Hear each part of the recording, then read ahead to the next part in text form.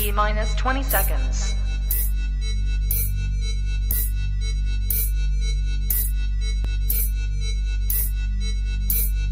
10, 9, 8, 7, 6, 5, 4, 3, 2, 1.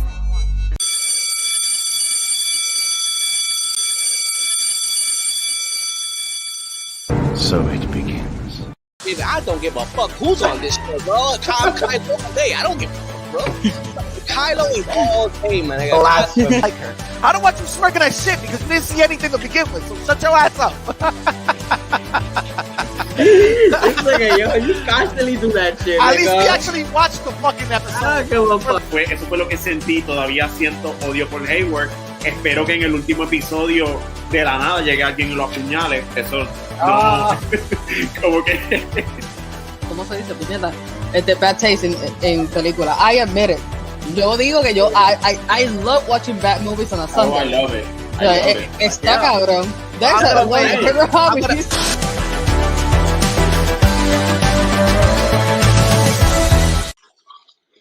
So what is good, everybody? Another Sunday After School Club, the best geek podcast in the multiverse. I'm your host, Lex.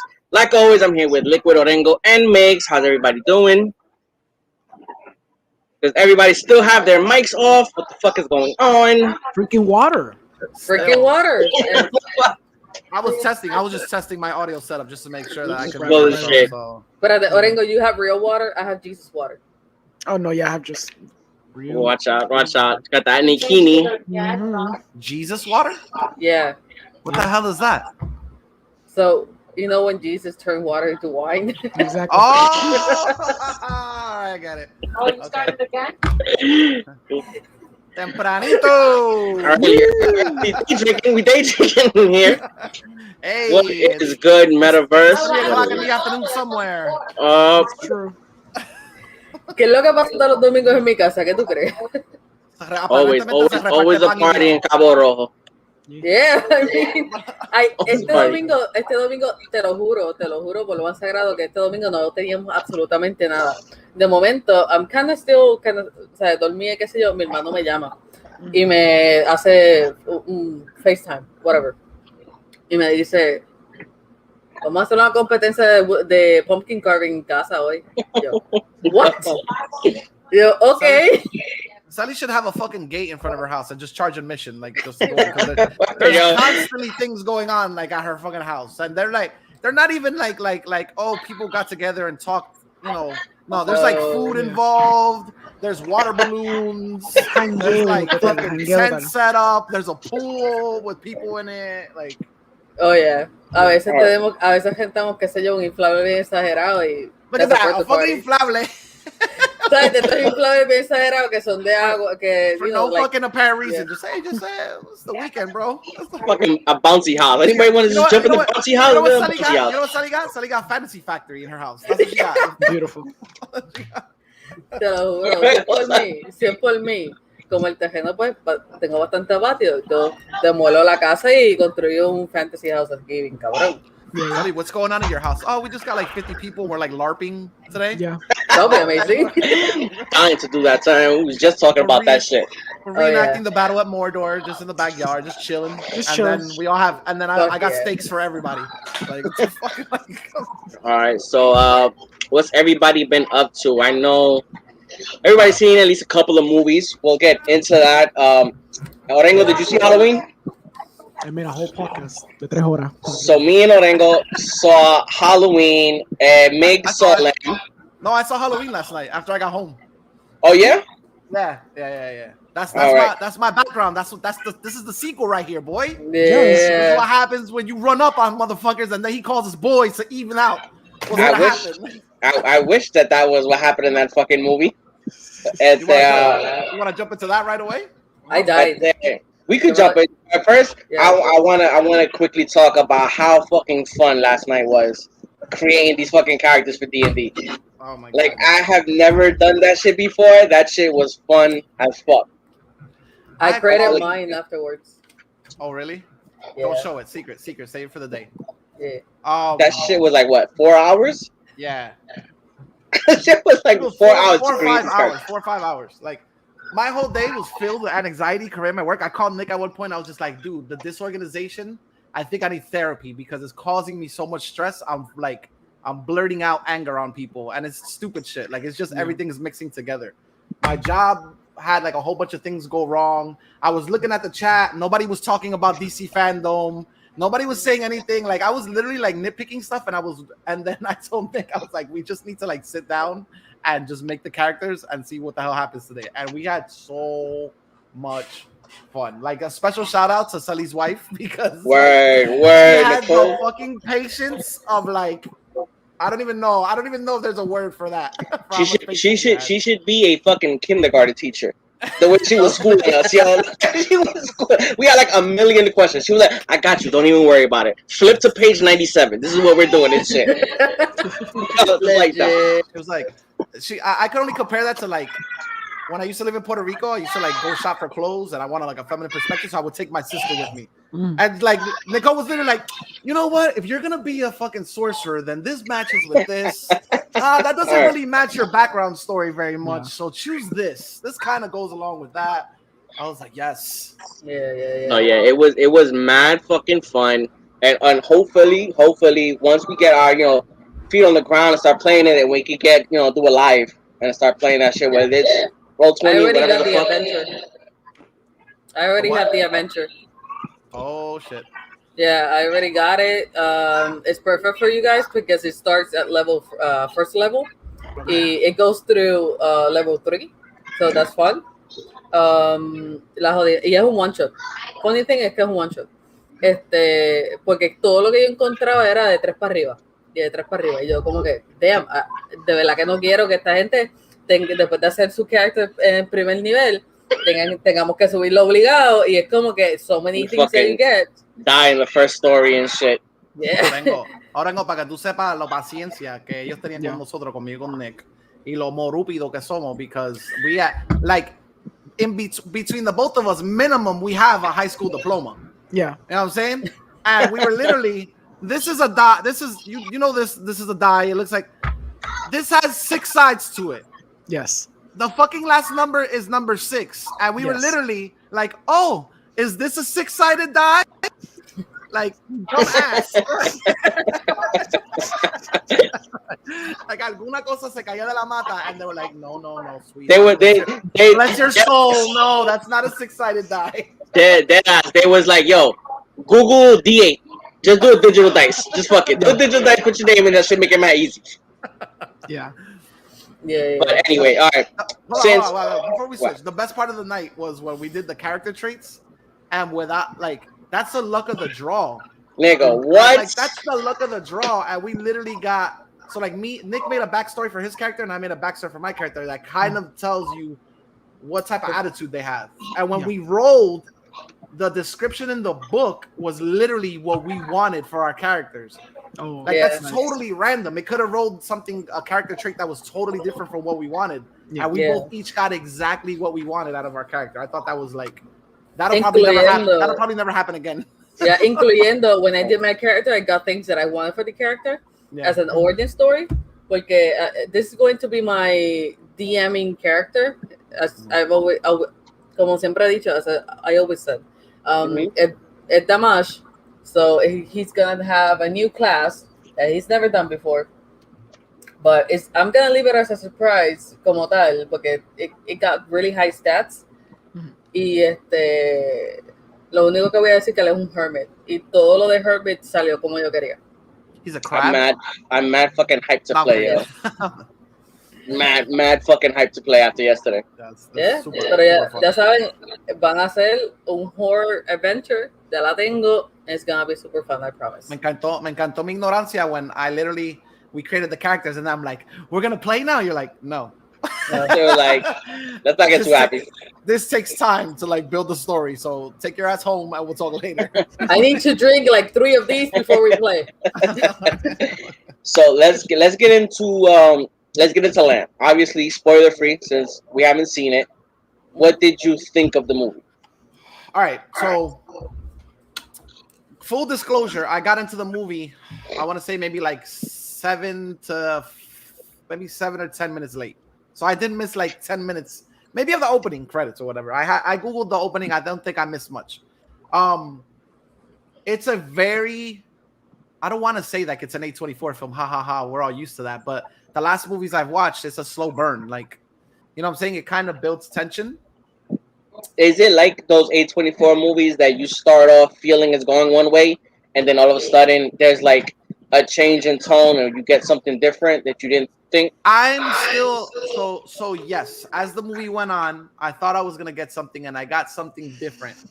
But I'm still questioning myself as to did I get the same message that the director was trying to convey? I like literally texted Orengo. Yeah, it was like 11 o'clock at night, right? I was like, remember those movies? Because Orengo had mentioned one time, there's movies that you see that sometimes like you don't get, but you know there's something there. Yeah, you know what I'm saying? Like he's literally said that, and I came out of there and I was like, I don't know if what he was trying to convey I got something out of it, but I don't know if it was what he was trying to convey. There is something there. I just don't know if I'm smart enough to see what he wants me to see, or if I'm making my own thing out of it. Okay. So the one thing I did get out of it was like, let me ask you a question. So when you say something is an animal, what character traits to you make up being an animal? Or what separates an animal from a human? I feel like when you're like in general, everybody in general. I feel like when you ask society that they generally take like, I don't want to use animalistic because animals in the word, but like negative traits. Throw a trait out there. Ferociousness, viciousness. Okay. Humans can show viciousness. I know that, but that's what I'm saying. That's what generally, you asking what we personally think or what we think like society says? In general, just you. What do you think makes up an animal? We have the aspects of morality that animals lack, or at least we're supposed to. Okay, we're supposed to. We're supposed to. Because that didn't happen in Halloween yesterday. Sure. But in general, humans have certain morals, and there's an ethics, and there's rules that we have in place as a society. Animals just don't have those. So that's what I got from this film. They were trying to portray, to me, they showed you, while they show the humans in the story and the sheep, you're kind of led on this road of, to me, I interpret it as like, there is no separation between animal and human that much, because the humans can act just as disgusting and despicable within their rules. I mean, within their rules. Let me finish, fucker. Yeah, go ahead. There you go, you fucking animal. There you go. Right. You're no different. Within our rule set, we do things which classify our actions as just or humane, when in reality, we're just as not bad, but not much separates us from their rule set.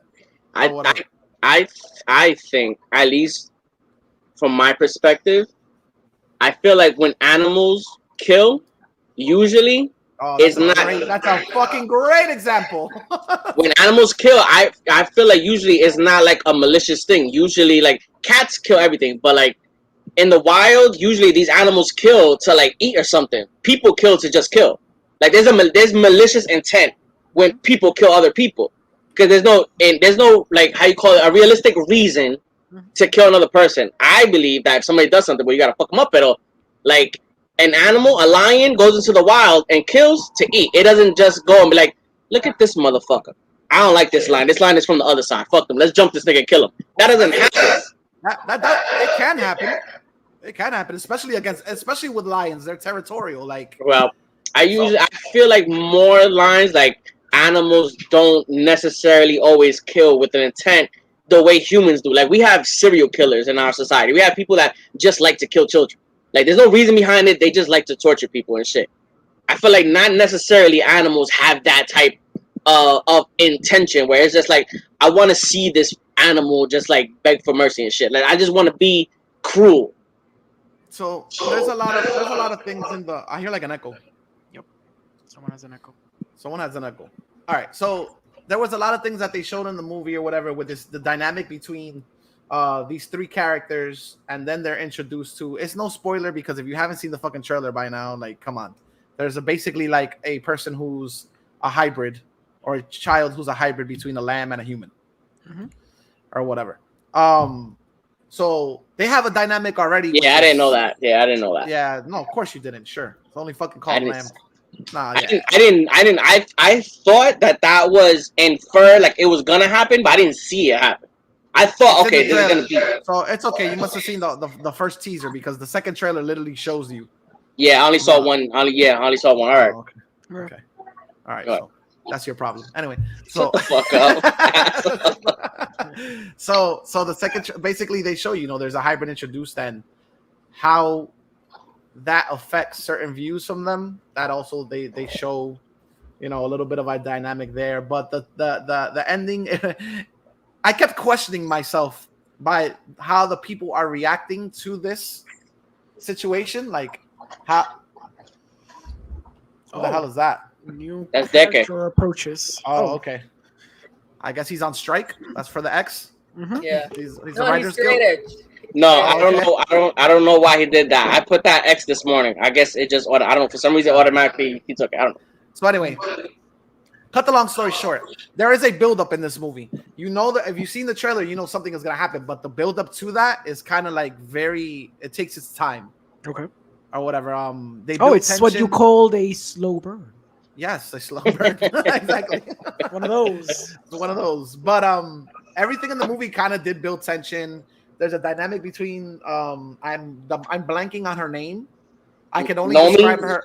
Nomi Rumpace or some shit like that. Yes. I can only describe her as the female that I see in every movie that she's in that looks quiet and quaint and will fuck you up. If you like, that's how they cast her in most of the movies. Like there's a dynamic between the husband and wife that's kind of like how can I say it? They kind of look like they're used to they're dealing with something underneath. Coño, how can I explain it without getting to spoiler territory? Then just they're dealing with something. They're dealing with something from their past, and they're putting it off. And then the lamb comes into the situation, and it gets a little bit more complicated. I honestly like the film, but this is not. I know that this is just another one of those movies that people are gonna come in and they're gonna be like, "This is too long," or "This fucking bored me," or "This." It's a slow burn. It's not for idiots. You can say it. It's okay. I consider myself the common person that goes sheep.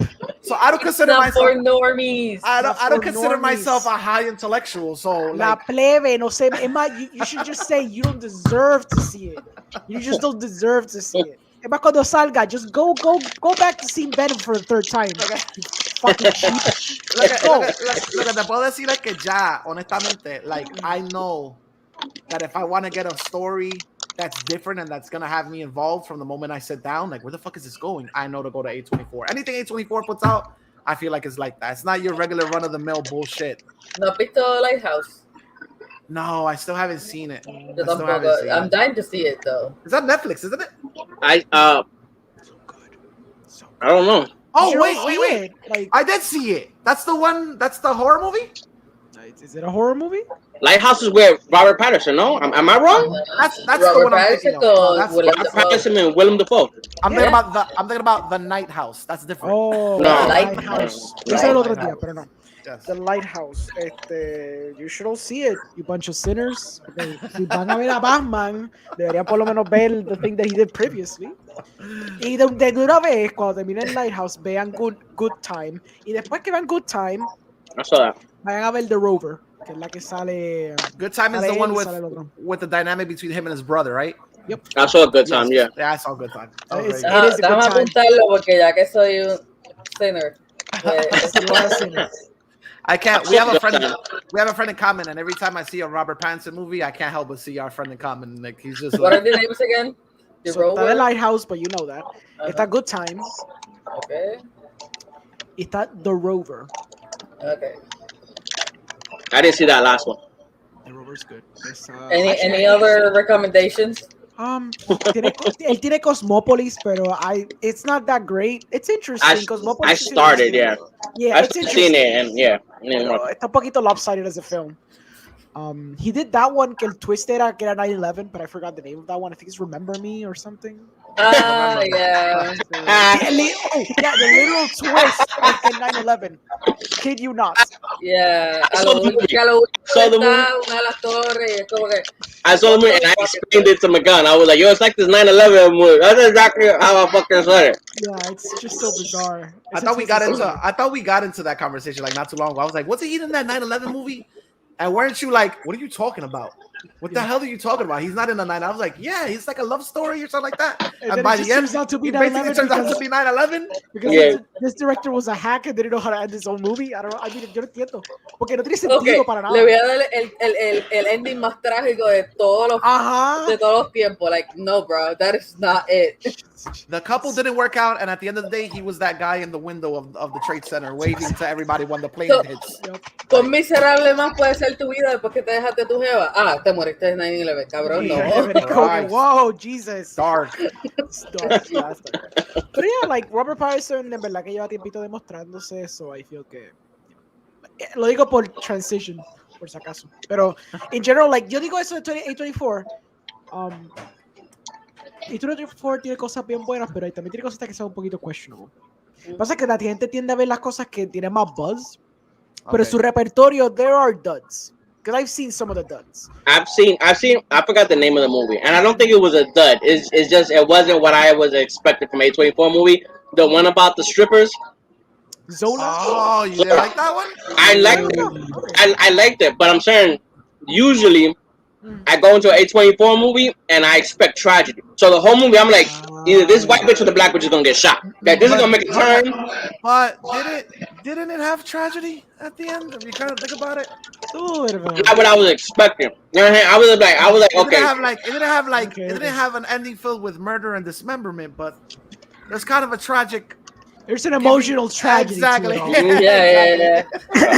No, pero yo entiendo lo que tú quieres decir. Lo que pasa es que eso crea una expectativa de A24 que tiene la tendencia a la gente. Y lo digo por ti, because in general, people have come up to me with the same idea. De que A24 lo haga sus películas de horror. Que si A24 todo es como que weirdly psychological. Es como que, aquí es que lo más que pega ha sido eso. Pero A24 literally has comedies. A24 literally has like drama, melodrama, dramones, ¿me entiendes? A24 has romantic films, like straight up like romance films. Tienen de todo, lo que pasa es que su química es más bien dar estas voces to up and coming indie filmmakers, donde siempre la película tiene un elemento, ya sea el tema, el setting, los personajes, pero siempre tiene algo que es like out there. It's not something you see cotidianamente. And I think that's always the hook con una película de A24. It's just that like singular element or elements que tú dices, shit, I have never seen something like that before. O por lo menos no en este contexto. O como por lo menos bla bla. ¿Me entiendes? So I think that's the hook. Pero mucha gente se ha ido por la vertiente. And granted, eso también it's A24's fault. Tiene la tendencia de vender muchas películas como si fueran horror. And I understand why, because horror sells. I mean, look at Blumhouse. Pero muchas películas que venden como horror tienden a no ser horror. Entonces, como Miguel me lo había dicho, porque me lo mencionó, causa esta tendencia, esta expectativa de la audiencia que no es real. Because then they see, por ejemplo, Lamb, I'm pretty sure people are going to see Lamb and they're going to be like, well, it's like a horror movie with a lamb, right? And then when you see it, it's... That's what I thought. I'm going to be honest with you. It's not your fault for thinking that, because that's the way they promoted it. The way it builds up in the movie, I was like, oh, the foot's going to fucking drop in this motherfucker. Sooner or later, I don't want to go into spoiler territory, but what I thought was going to happen... I already went in attention with the same thing. Okay, this shit is going to get scary, like, it's something that happened. It does build tension, but what I thought was going to happen did not happen. There was even points in the movie where I was like, are these motherfuckers like in a cloning facility or something like that? Like, are they, como pig. Is that the whole thing? They're cloning sheep? Is that why it came out like a human? And I'm like, what the fuck? It's como pig. Like we saw a trailer and we had the expectation. Okay, artsy, but it just feels it's going to come to a boiling point. It's going to become John Wick. That's what people kind of expect, right? Yes. So when you go see it and it's literally not that, it's como que, oh, okay, so you have to take it for what it is. Pero alguna gente quizás se va con la expectativa pensando que era eso, and they get disappointed as a result. Because I've seen people being disappointed at that movie. Yeah. So, no sé. It's bizarre. I understand that the part where you have to sell something that might be unsellable, entre comillas. Pero al mismo tiempo, people already are accustomed to seeing different shit. So yo creo que you should say it as what it is, and the people are going to come because ya tú vas a venir por eso. I'm gonna give you how I gauged the room. The sala wasn't full. I didn't expect it to be full. That's literally why I went to the theater to go see it. I was like, I really don't want to deal with fucking people right now. Yeah. The sala had, I'd say, like a good 30 seats, 30 people in it, 30 people. And when the lights came up, I saw somebody go, what the fuck? What the fuck? Oh my God, that was bullshit. I saw somebody look at that person go, fucking uncultured swine. Like, Shit. And then there was me that was like, I fuck with this movie. Okay, I see what I see what they did. I'm not sure if I understand what they were going for. Yeah, but I fuck with it. Like I enjoyed it. 30 people. 30 people is like six times more. Or 30 people like six times more than what was in the theater when I went to see fucking Shang T. And this was really. When I went to see, you said when you went to go see Shang Chi, I was like, oh. So you're telling me there was like 5 people clapping and Shang Chi, nigga, Shang Chi. I literally think I can remember how many people was in there. There was 3 people behind me, 3 people in front of me, and I literally think like 4 people on the other side. So it was less than 15 people though in that whole theater. Fucking Shang-Chi. So that's why you thought everybody was going crazy because you could literally hear the 5 people next to you. It felt personal. When I said every word crazy, I heard every syllable of yeah. When I said everybody went crazy in the movie theater, literally everybody went crazy. All the 10 people that was there went fucking crazy. I didn't lie. So this was 15. This was 15 people, including the guy that went in to check the list, the check-ins every time. Yeah. No, I so. Oh, okay. All right. So I say there was a good 30 people, and dude, it was the 9 o'clock showing. It was like the last showing of the night too. So I know it's not making a lot of money, but people did go see it. So not. Yeah, people did go see it. I mean, I think it also is just because that was one of the only theaters that was showing it too. No. It's wide release here. Yeah. Oh, yeah. So the week, I guess there was like advanced screenings, and they were only showing it in one theater. Okay. Which was in Aventura, which is like a fucking hour away from me, an hour some change. And I wanted to go and I missed it. And then I saw like the following week they were showing it in most theaters, and I was like, yeah, time to go check this shit out. Yo creo que they just see the poster, because generally some people just decide based on posters. Some people decide based on the time they arrive. They're like, okay, so what's available right now? Oh, but there's this movie called Lamb. What's it about? Well, it's like a horror. Okay, horror movie, cool. Yeah. Here's your money. Thank you. In October, so spooky. I couldn't go see Halloween Kills, so let me go see a lamb. It's a lamb. Yeah, it's another language too, right? Oh yes, that's another thing I want to talk about. Oh, I didn't know that. Yeah, it's another language because A24 bought it. Esta película they didn't do it. They just bought it. I know that. I did not know that. I did not know that. So if you watch it in the theater, you know how when you saw what's the name of that silent? I call it a silent movie. It's totally not a silent movie.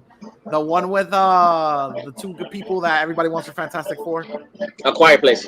A Quiet Place. If you thought that A Quiet Place made you uneasy watching that movie, like literally people could hear you chew your popcorn, this fucking movie, I had to cough so bad. I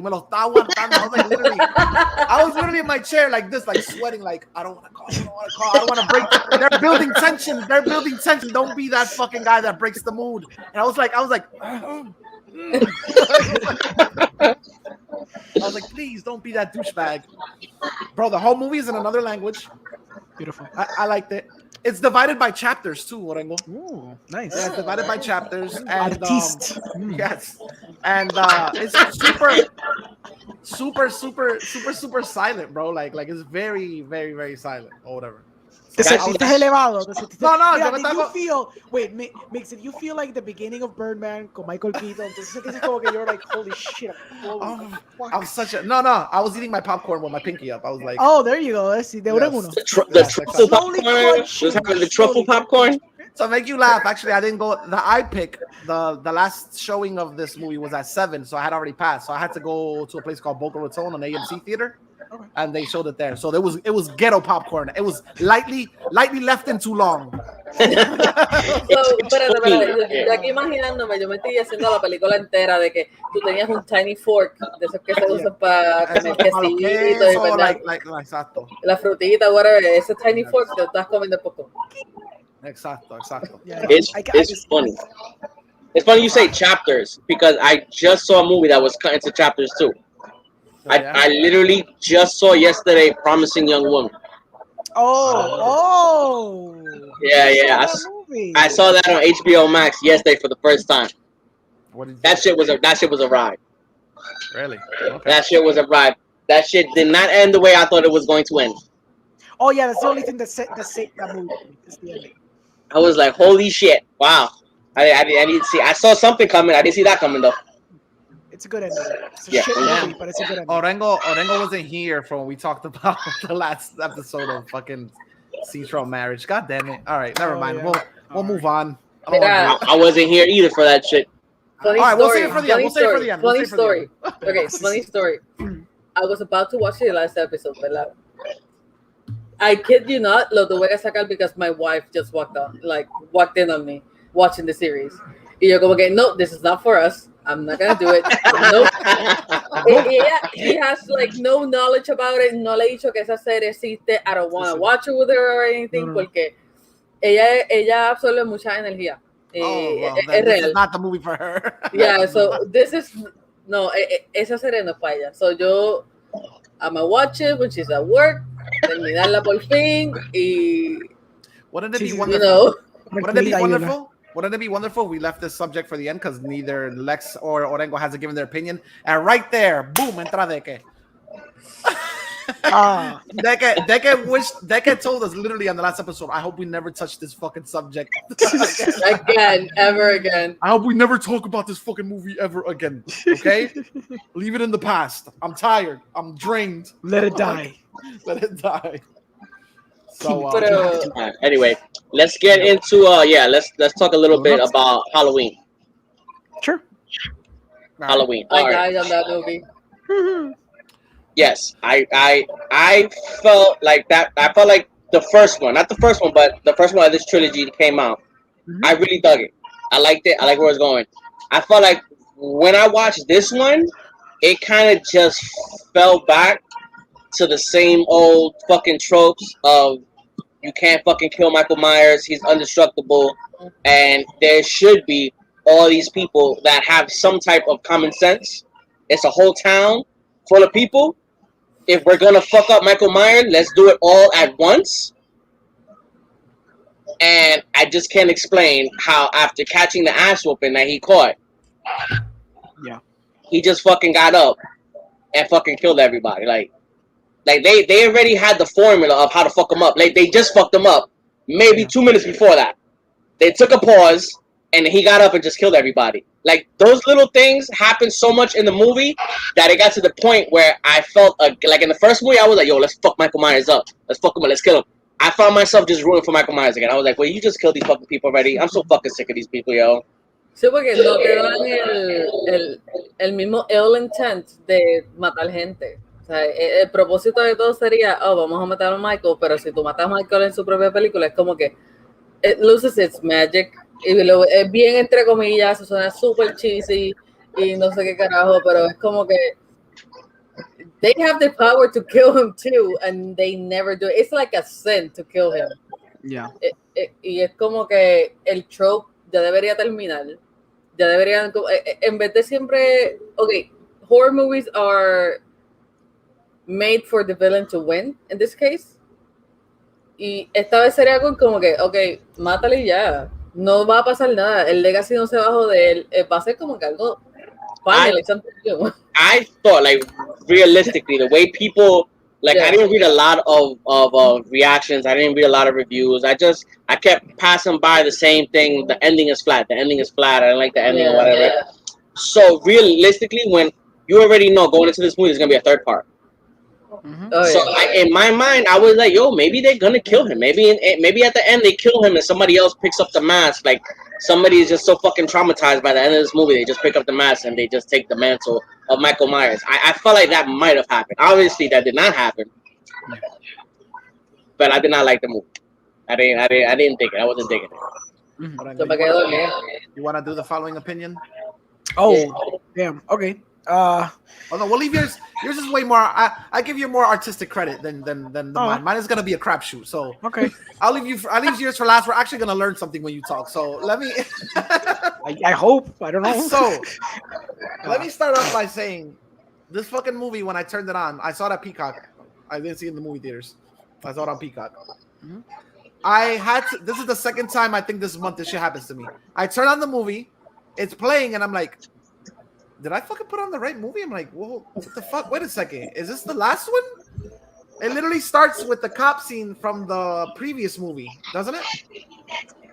From like goes back into the past? You mean? No, it felt like it finishes like literally like seconds after the last one that came out. But I think they re-show a scene from the last movie, like not just a scene where they arrest him when they're in the house that the guy gets accidentally shot in the neck. I think that's a scene from the previous movie. Realmente no me recuerdo. I don't remember. So I don't remember. like, say the truth. I don't remember. Sure, so when the cop shoots him? Yeah, I'm like, no. I don't remember. The other cop. Yeah, I didn't remember. I don't remember seeing that part in the other one. That scene and where they seen Michael Myers in like a long hallway. Well, that's pretty fucking generic. That's like every other movie, but they see him in like a street and he's talking with his buddy cop. And there's like, yeah, we were raised together. I could have fucking blah blah blah blah blah blah.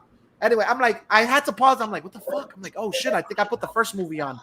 I like spent 2 minutes. It's the shots from the past. Yes, but it starts with that. So I'm like, I'm like, oh shit, I put on the wrong movie. All right, that was Tony that took me out of the moment. I'm like, okay, it says Halloween Kills. I'm watching Halloween Kills. As the movie goes on, I'm like, that's a weird way to intro this fucking movie. I totally disconnected. Like I don't know. I'm like, I understand the purpose of why they wanted to do that, but I was like, that feels kind of fucking lazy to me. So as the movie went on, I got the feeling that this fucking movie was basically. Has anybody seen The Warriors? Yeah. You've seen The Warriors? Everybody seen The Warriors, right? Play Warriors from the gang? Yes. This is The Warriors. It's gang warfare. And that character from the very first movie with Jamie Lee Curtis that now he's older, the guy with the bat. Mm-hmm. He's basically like signaling out everybody. Can you dig it? You old person from the original movie. New cast next to you. Like he's literally riling the troops and it's gang warfare. Like that's what I literally got from this movie. Like pitiful gang warfare. No, I mean, okay, I understood. No, I give him credit. I understand the dynamic of like this person or this villain affected this town so fucking bad and had them fearing for their life so bad that they realize that like literally the only way they're gonna, in their minds, the only way they're gonna take them out is the power of numbers. I don't disagree with that though. I don't disagree with that. You can't disagree with me. I haven't finished. All right, go ahead. So I understand, but and the trope of like, oh, we hate this thing so bad, and look, it's turning us into monsters as well. Like they literally beat you over the head with that shit in the movie. Yeah. Like I understood that. What I didn't like were some of the kills were fucking ridiculous. There should like if I watch a Michael Myers movie, I don't want to have any scene where I feel like his kill was almost a martial arts choreography type deal. Okay. Because there was this one scene that like I really got pissed off at where the young black girl, she was like popping shots at the car with a gun. Okay, it's a movie. Obviously, she's not gonna hit Michael Myers. She's a horrible shot. But then Michael Myers front kicks the door and it hits the gun and it puts it to her. I was like, John Wick would be fucking proud of that scene. Like I was proud of Michael with that I was like, fucking kill.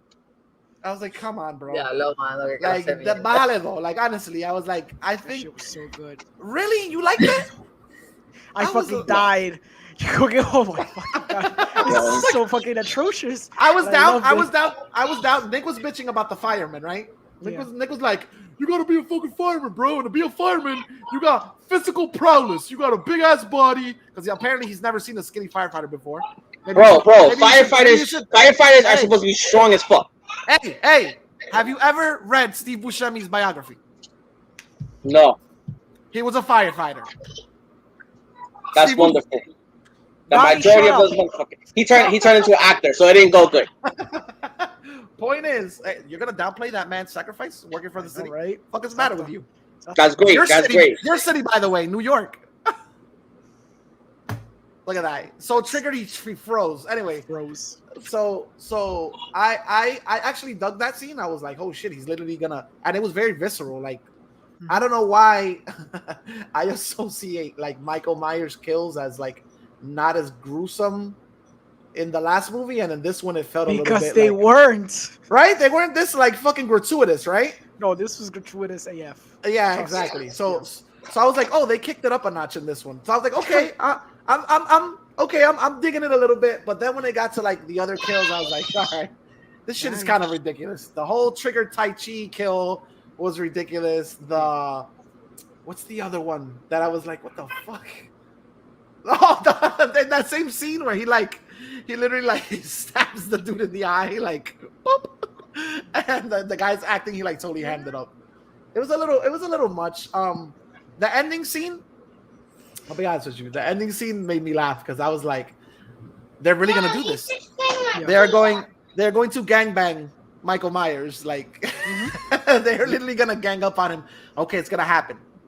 Yeah. But then, like Nick said, I mean, that's the whole point of this character. I guess true evil never dies. So, yeah, no amount of ganging up on him was gonna kill him. What I have a problem with more than anything is the whole symbolism of the mask. Can you explain that to me, Orengo? Because it totally died on me. And the whole thing, I did not get what they were trying to prove with. Oh, well, he's just a child trying to look back at himself. Like the house or the window, him looking. I was like, what the fuck are they talking about? That totally went right over my head. I don't have a PhD in psychology, so what do you mean about the mask? So they unmasked them at one point. Yeah. She unmasked him. And she held the mask in his hands, and literally they took him out of the house. Or whatever. He didn't concentrate anymore on killing Larry Strode's granddaughter, right? Yep. Laurie Strode's granddaughter? Yeah. What's the deal with what's the power behind the mask in this movie? I think it just gives him. If you tell me it covers his face, I'm gonna fucking leave the guy. I think it just gives him strength because he used that mask. He didn't use that mask, but he used a mask to kill when he was a child. It kind of feels like, I don't know if you've seen the last episode of Titans. I doubt that you saw it, but that same shit happened to Scarecrow in that fucking show. Like he went into Bruce Wayne's files and he was like, I want to look up myself, and Bruce Wayne just like murked him and shit. He was like, he's a bitch ass. He can't kill nobody with a mask. He can't do nothing for himself. He got so hurt by that, he tried to kill this guy and he couldn't do it. So he went in and he started like disfiguring his own fucking face to create a mask that he could stand behind. I'm guessing that Michael Myers is some shit like that. That's a beautiful explanation. The mask in these movies aren't supposed to fucking mean anything. I don't get it either. And I addressed this in mi podcast last week. Yo tuve peleas con gentes plural regarding the significance of the mask itself, because I do not comprehend porque en esta 2018 y en Halloween Kills tiene un significado más allá que just being a mask. So, yo fui a este Rampage, and I'll start with that, donde si te acuerdas de la original John Carpenter, the whole reason why he ends up with that mask specifically, it was because he stole it. Just stole it from a costume shop, and it just happens to be the mask that he wears. Yeah. Claro, you may extrapolate some psychological meaning behind it, porque como cuando él mató a la hermana, él tiene una máscara de payaso. You might allude it to some idea of the mask being something como lo que es Papa's Man, or some bullshit like that. Yeah. Pero since John Carpenter never addressed it, it's just a thing that he wears, y ya está. Pues, el 2018, cuando they start referencing the mask as it almost having mythical qualities to it, it literally makes no sense based on the context of the John Carpenter original. So, por ejemplo, y hay dos escenas que lo hacen. Cuando en la película al principio, en los podcasters tienen la máscara, que el tipo la saca y le dice, "You feel the mask, don't you, Michael? You feel it. You just feel the connection to it." Y todos los freaking weirdos are freaking out y que se ve carajo, y después cuts to black to the title.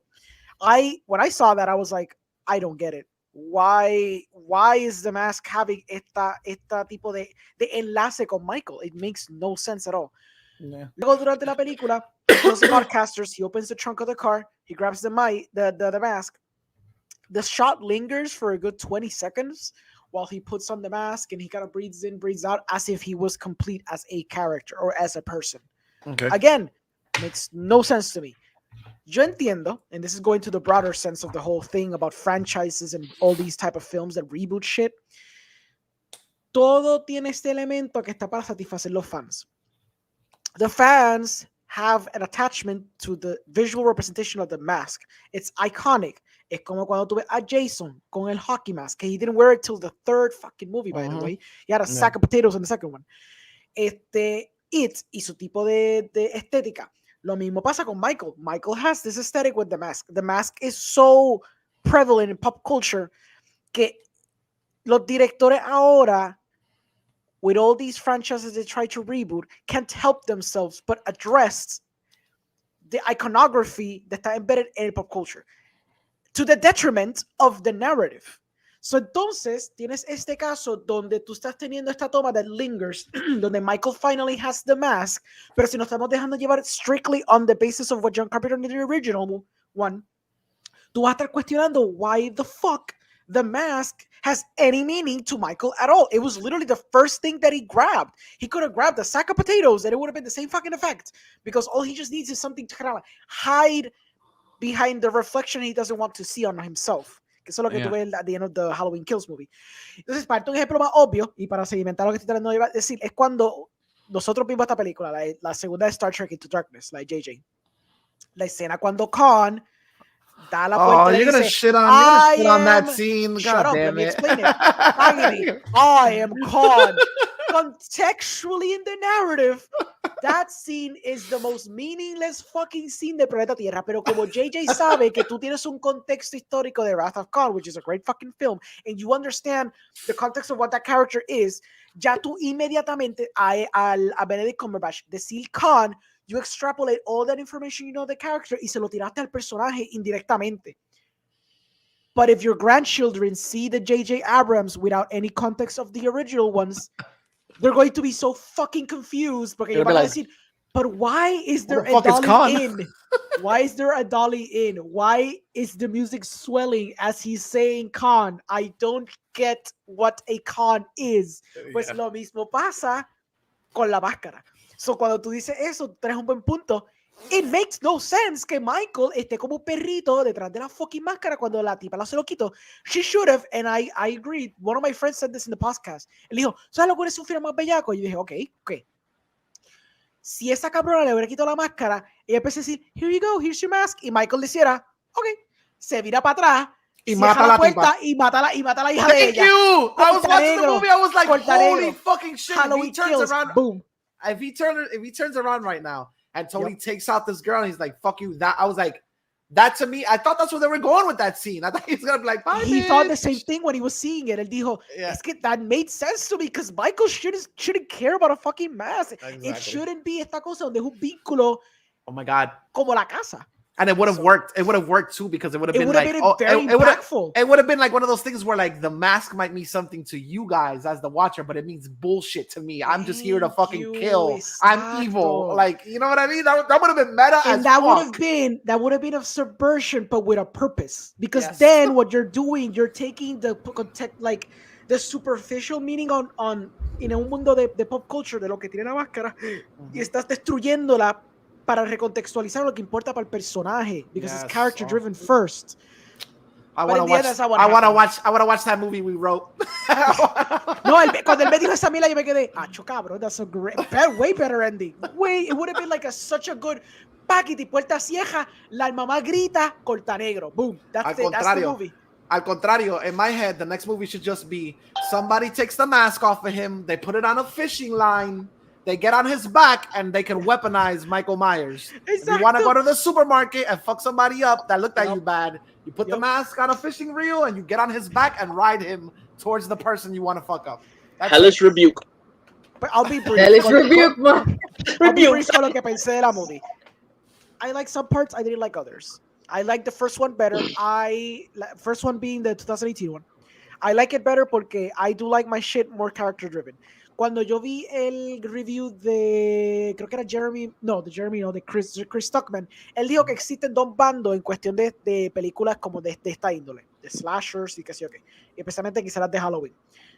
People tend to either love cuando es un poquito más schlocky and more slasher driven, y hay otra gente que le gusta cuando tú estás explorando los personajes de este universo de Halloween. So, cuando people like the idea de que Michael está vinculado con Laurie, por aquella razón, y como esto se convierte en una relación de codependency, perdón, de como que del yin-yang tóxica.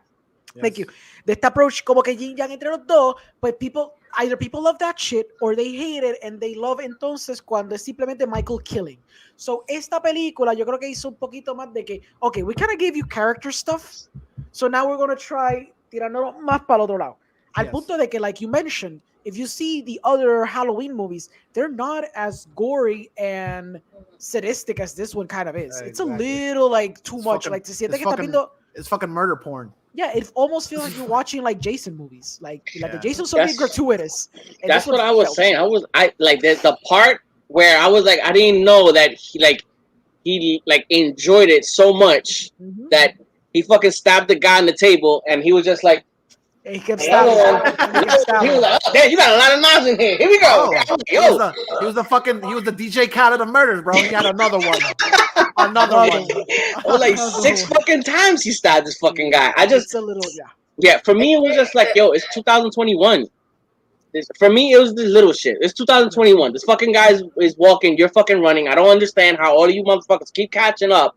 Like, he keeps catching up to you, nigga. You can stand still. When he comes in, you got a problem with that. But somebody came up with a brand new idea called Malignant, where a fucking person walked backwards, and you had a problem with that too. So, fucking run forward.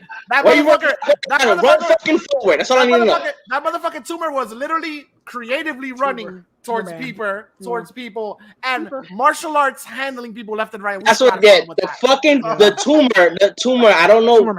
Like this bitch. I guess she had the powers like fucking Echo. She saw a Bruce Lee movie, and the fucking tumor just absorbed all that shit, and all out of nowhere, just killed professional cops. Everybody in there caught some fucking action.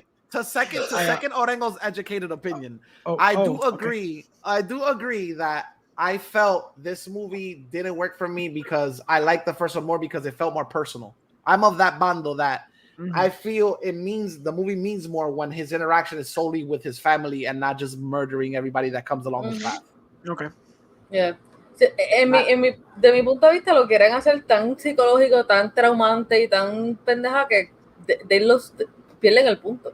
But we didn't get that in this movie. We didn't get psicológico traumante. We got just a fucking Pero yo lo digo porque por eso, de la manera que está matando, lo quiere hacer tan realista de que it loses its point. Pierde el punto bien cabrón. I would have fucking rather had them actually beat the shit out of the fat guy that jumped out the hospital. I would have rather had them kill that guy and then them kill Michael Myers and the fucking old cop never fucking mention we've become monsters and just leave that for like something at the end. I second what you guys say porque eran los puntos que nosotros traímos cuando hablamos de la película. It's so yo bajé el notes, pero gracias que estaba todo ya salvado. I wrote a bunch of the themes that I saw in the movie. So there's the idea of the reverberating trauma, que es lo que está prevalente, que primero se explora en la 2018, where it's Laurie being affected by the events of what happened in her teenage years, and how then in turn she affects her daughter as a result, and how she became an extension of Michael herself, porque you know, it got to the point where even when you're doing good deeds, you can always traumatize someone indirectly. And that's what she did to her daughter, que era Karen. Y Karen entonces quería romper el ciclo. inevitablemente, pues Lori tenía razón, which, you know, it kind of goes like, pues, como que Carter ha dicho, maldita sea, she was fucking right. Pero whatever, beyond that, es como ahora se refleja, por eso digo Reverberating Trauma, porque then it extends past Lori and her direct family, y como ahora it's the town not wanting to deal with this. Entonces, como este trauma que se ve, refleja en Tommy, se refleja en la otra nena, se refleja en The Fucking Nurse, which, fine, se nota que cogieron todos los personajes que pensaron que estaban vivos de original and just stuck them in there. Yeah. I think the nurse was a stupid fucking idea to put her That's in the movie. why I told you, it was Whatever. literally, oh, this cast is next to this cast. Oh, Exacto. we're bridging the gap for everyone. I understand the idea. I understand the What the hell? I understand the idea of expanding the idea of the trauma to the en vez de ser el immediate family, expandirlo al town, because then it brings to the next element, which is the mob mentality. Y como entonces mob mentality rules over these people. Y resulta entonces que, como el cop lo dijo, algo que yo había entendido ya los 30 minutos de la película, pero then the cop saying it just fucking me dejó un sabor a mierda. This whole idea of who is the true monster, porque yes, Michael is killing people, but then as is explained in the film, he's only killing the people that are on the way to his home, because all he wants to do is come to his home. One of the interesting ideas that the movie had was the idea of chaos, que realmente Michael no tiene este vínculo tan especial, tan místico con Lori. It just was chance that it happened. And I love that idea, porque realmente la original, eso fue lo que pasó. He was just stalking some teenage girls and then he just decided to murder them. Nosotros con nuestro headcanon y a través de las subsequent films and remakes y reboots que han salido de Halloween, we've given this meaning de que Michael lo que hace es matar babysitters. But it was just sheer luck. He just happened to kill one babysitter, a horny couple, and he was going to kill Lori until he got stopped by the cop y by el doctor. Pero de lo contrario, he was just going to keep killing whatever people were on the way, ¿me entiende? So, this idea que entonces introducen en la segunda, que again, no de la mejor forma porque era bien laid on thick, but the idea de que simplemente this is all chaotic, y la razón por qué el contronazo que pasó el 2010 fue simplemente porque the doctor drove them there so they could have that confrontation, is interesting porque, volvemos, it just signifies de que Michael no tiene un por qué hace lo que hace. Entonces yo expliqué esto en el podcast. Nosotros cuando vemos mucho true crime drama, mucho documental hoy día y qué sé yo qué, tenemos la tendencia de querer analizar the crazy, querer analizar the serial killer. Y usualmente el serial killer, in their own way, they have explanations for why they do what they do. Traumas con childhood traumas, fucking they hate women, they hate men, they hate society, whatever. There's 1,000 different reasons. But I feel the scariest things are the things you cannot explain. So Michael has always been kind of interesting to me. De lo poco que he visto de Michael, es como John Carpenter created this character where you can't fully identify why he does what he does. Y tener un personaje where you can't explain why he kills, why he does the things that he does, is inherently more disturbing, because then he becomes something que es más elevado. He becomes something so sadistic and so horrifying que you can't even como que no, you can't even wrap your head around it. Por eso me gusta la idea de que entonces ellos tratan de sobreexplicar Michael y la misma película te dice, but maybe that's not it. Maybe he doesn't have this vendetta with the one that got away. Maybe he just kills for the sake of killing, which I feel like that's way more horrible. That shit went totally over my head. That's why I was like, I need to have a conversation with you, because I didn't get that from the film. That was too, and they try to beat you over the head with it. I just wasn't. Sí. I wasn't. Eso es lo único malo. Entonces, cualquier tema interesante que quizás introdujo la segunda película en específico, then they just have to over-explain it. Ese monólogo al final, que dijeron como 3 ideas interesantes que están exploradas a través de la película, y Lori las fucking escupe. The idea de que ahora, como que, well, maybe I thought he was a human, but maybe he isn't. Y es como que, but clearly you explained to me he's a boogeyman. Ya tú solidificaste como director que él es el boogeyman. And I saw a stupid little interview with him, and he said, well, I don't think he's fully a mythical being. I think he's somewhere in the middle. Like, bullshit, cabrón. You addressed it in the movie itself. You said, a través de Lori, which could be represented as your voice as the director, tú estás diciendo que ya este personaje es mítico, ya está elevado más allá que un ser humano, lo cual ya entonces pierde un poquito del del misticismo, granted, it's the same thing, pero el misticismo of being this human where la gente le imponía esa idea de que era mítico. Because pregunta, perdóname, pero pregunta, ¿dónde, cómo eso pasa a ser primero del escritor y después del director? Because he just makes it happen instead of deleting it. He actually wrote it too. He wrote it too. I didn't know that. Sorry. He wrote it. I didn't know he wrote it. So yeah. I understand. He wrote it with two other people. So pero, a group of people writing y que sí, entonces después como que él coge lo que hay and then he translates it. Puede que haya cosas verbatim, puede que no, puede que añadió ideas later on, puede que añadió ideas en the editing stage. We don't know dónde él tradujo porque siempre el guión no se graba a la perfección. There's always something that changed. So, por eso, porque me está curioso eso que dices de que él puso eso, o sea, él comenta eso, pero que lo ponga así directamente a la película, como que a veces me resulta bien interesante porque que muchas cosas se quedan de lo que escribe la persona, o sea, what the writer does, que muchas cosas se quedan y que no. So, por eso es como que dijiste eso y me pareció súper interesante porque es como que, pero ¿y si lo escribió otra persona? And he just left it just because. O sea, que no necesariamente haya sido la intención de él, pero en este caso veo que es full intención. Okay, so pícheme. I was also curious how when the movie was going on, they kept on focusing on Laurie's daughter Karen, and she kept on like gazing at herself in the mirror and all this stuff. And I was like, are they gonna try to say that basically like she's already psychologically fucked up as well? You know what I'm saying? Like she's. I think so. I thought they were Michael. Yeah, but but that's the thing though. I thought they were edging towards like he's gonna make a monster out of her too. You know what I mean? Because they kind of touched with that on was it Rob Zombie's one?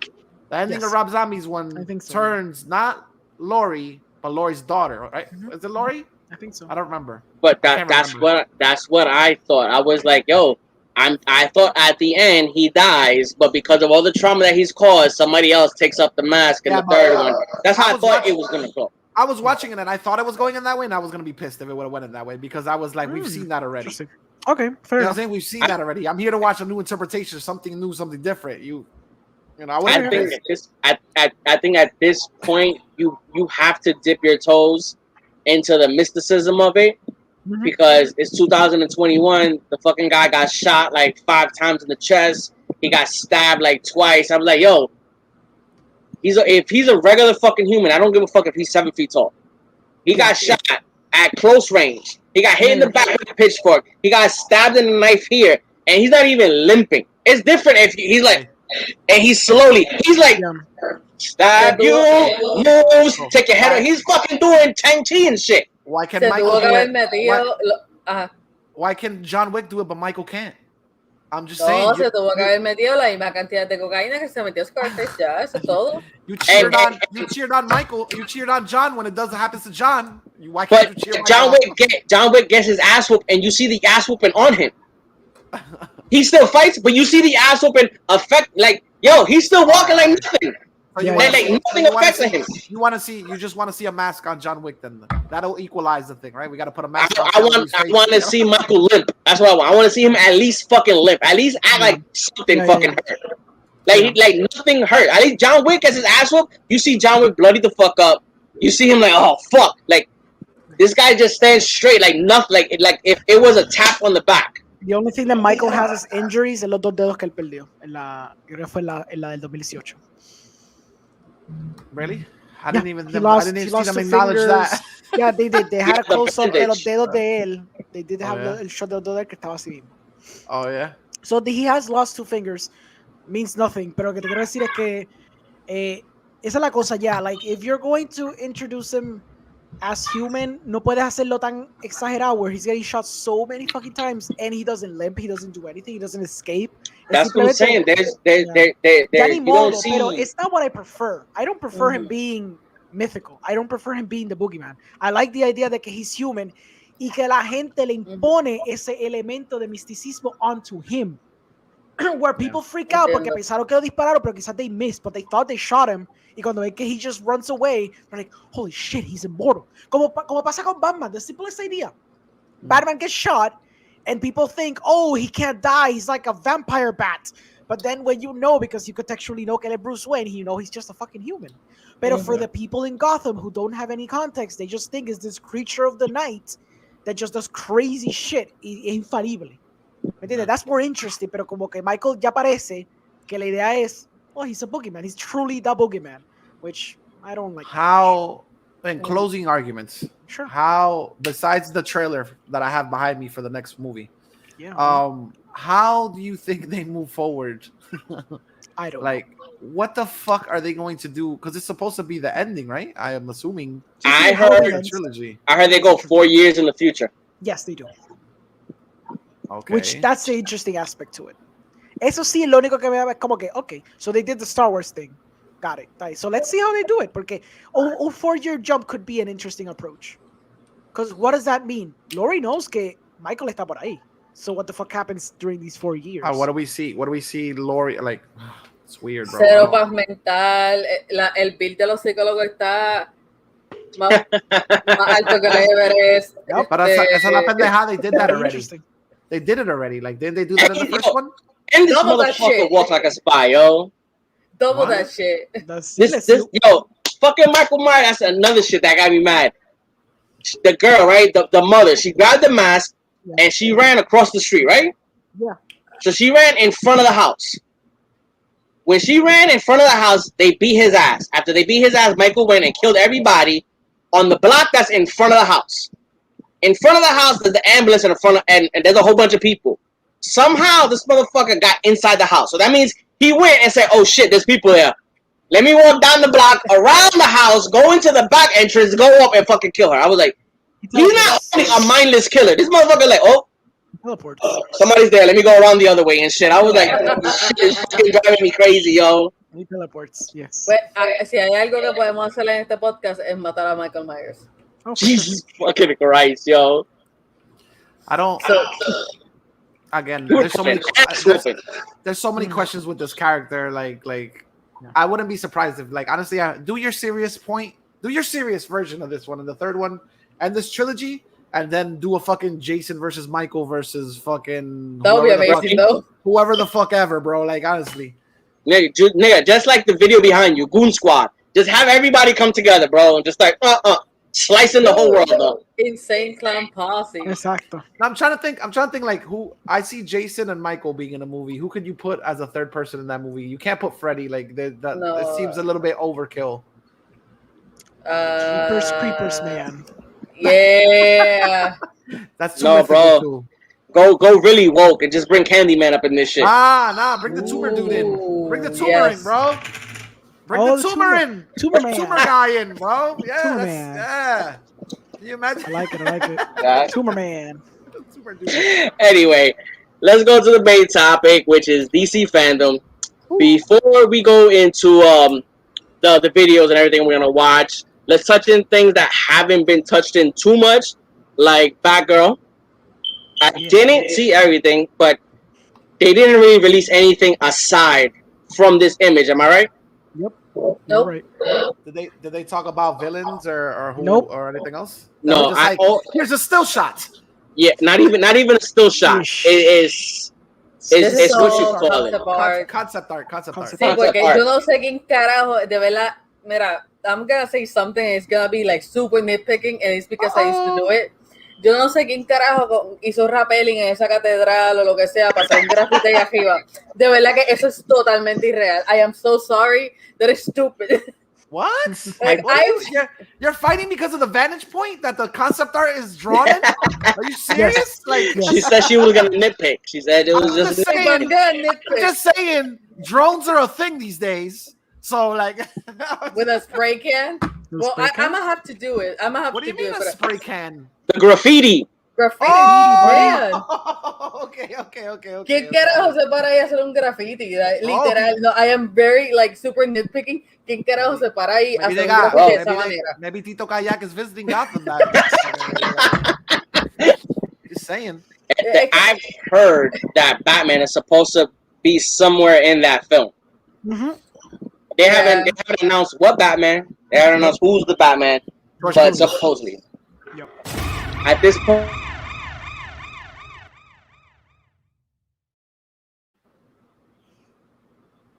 When the fuck did you add that? I was like, I literally. Llevo una hora en este episodio para que hablaran del episodio y genuinamente me llamaron, ya me tengo que ir. La próxima vez haga un special episode hablando de algo que no está en el topic list, ¿ok? Pero ¿para qué? Estudiaste todo el DC Fandome. Don't matter your opinion. Don't matter. Mi opinión iba a ser la menos comprada del episodio, la menos biased, la menos fanboy. Please, la menos comprada, Orengo. Porque tú cinema para todo, pero el cinema para todo. Y de eso, pero tiran un de este DC y se nota, lo comprado que estás con DC, mano. Let's do this. Vamos allá. Let's do this shit es que ahora yo me tengo que ir porque yo estuve esperando. Perfecto, porque no te puedes defender entonces. Yo quiero, no. Papi, yo quiero que la gente me diga dónde ahí está Halloween y donde ahí está Lamb fue lo primero. Pero fue Lex que habló de eso. Eso fue Lex. You said you wasn't gonna be on the episode, bitch. That's your fault. Lex habló de eso, bro. Ahí no podemos echar culpa a nadie. We didn't know. With that said, I'm glad you're here. We're going to talk about something called Scenes from a Marriage. All right. Nada, Corillo. Yo haré un Phantom episode. Yo lo voy a escuchar en los audífonos mientras vaya de camino.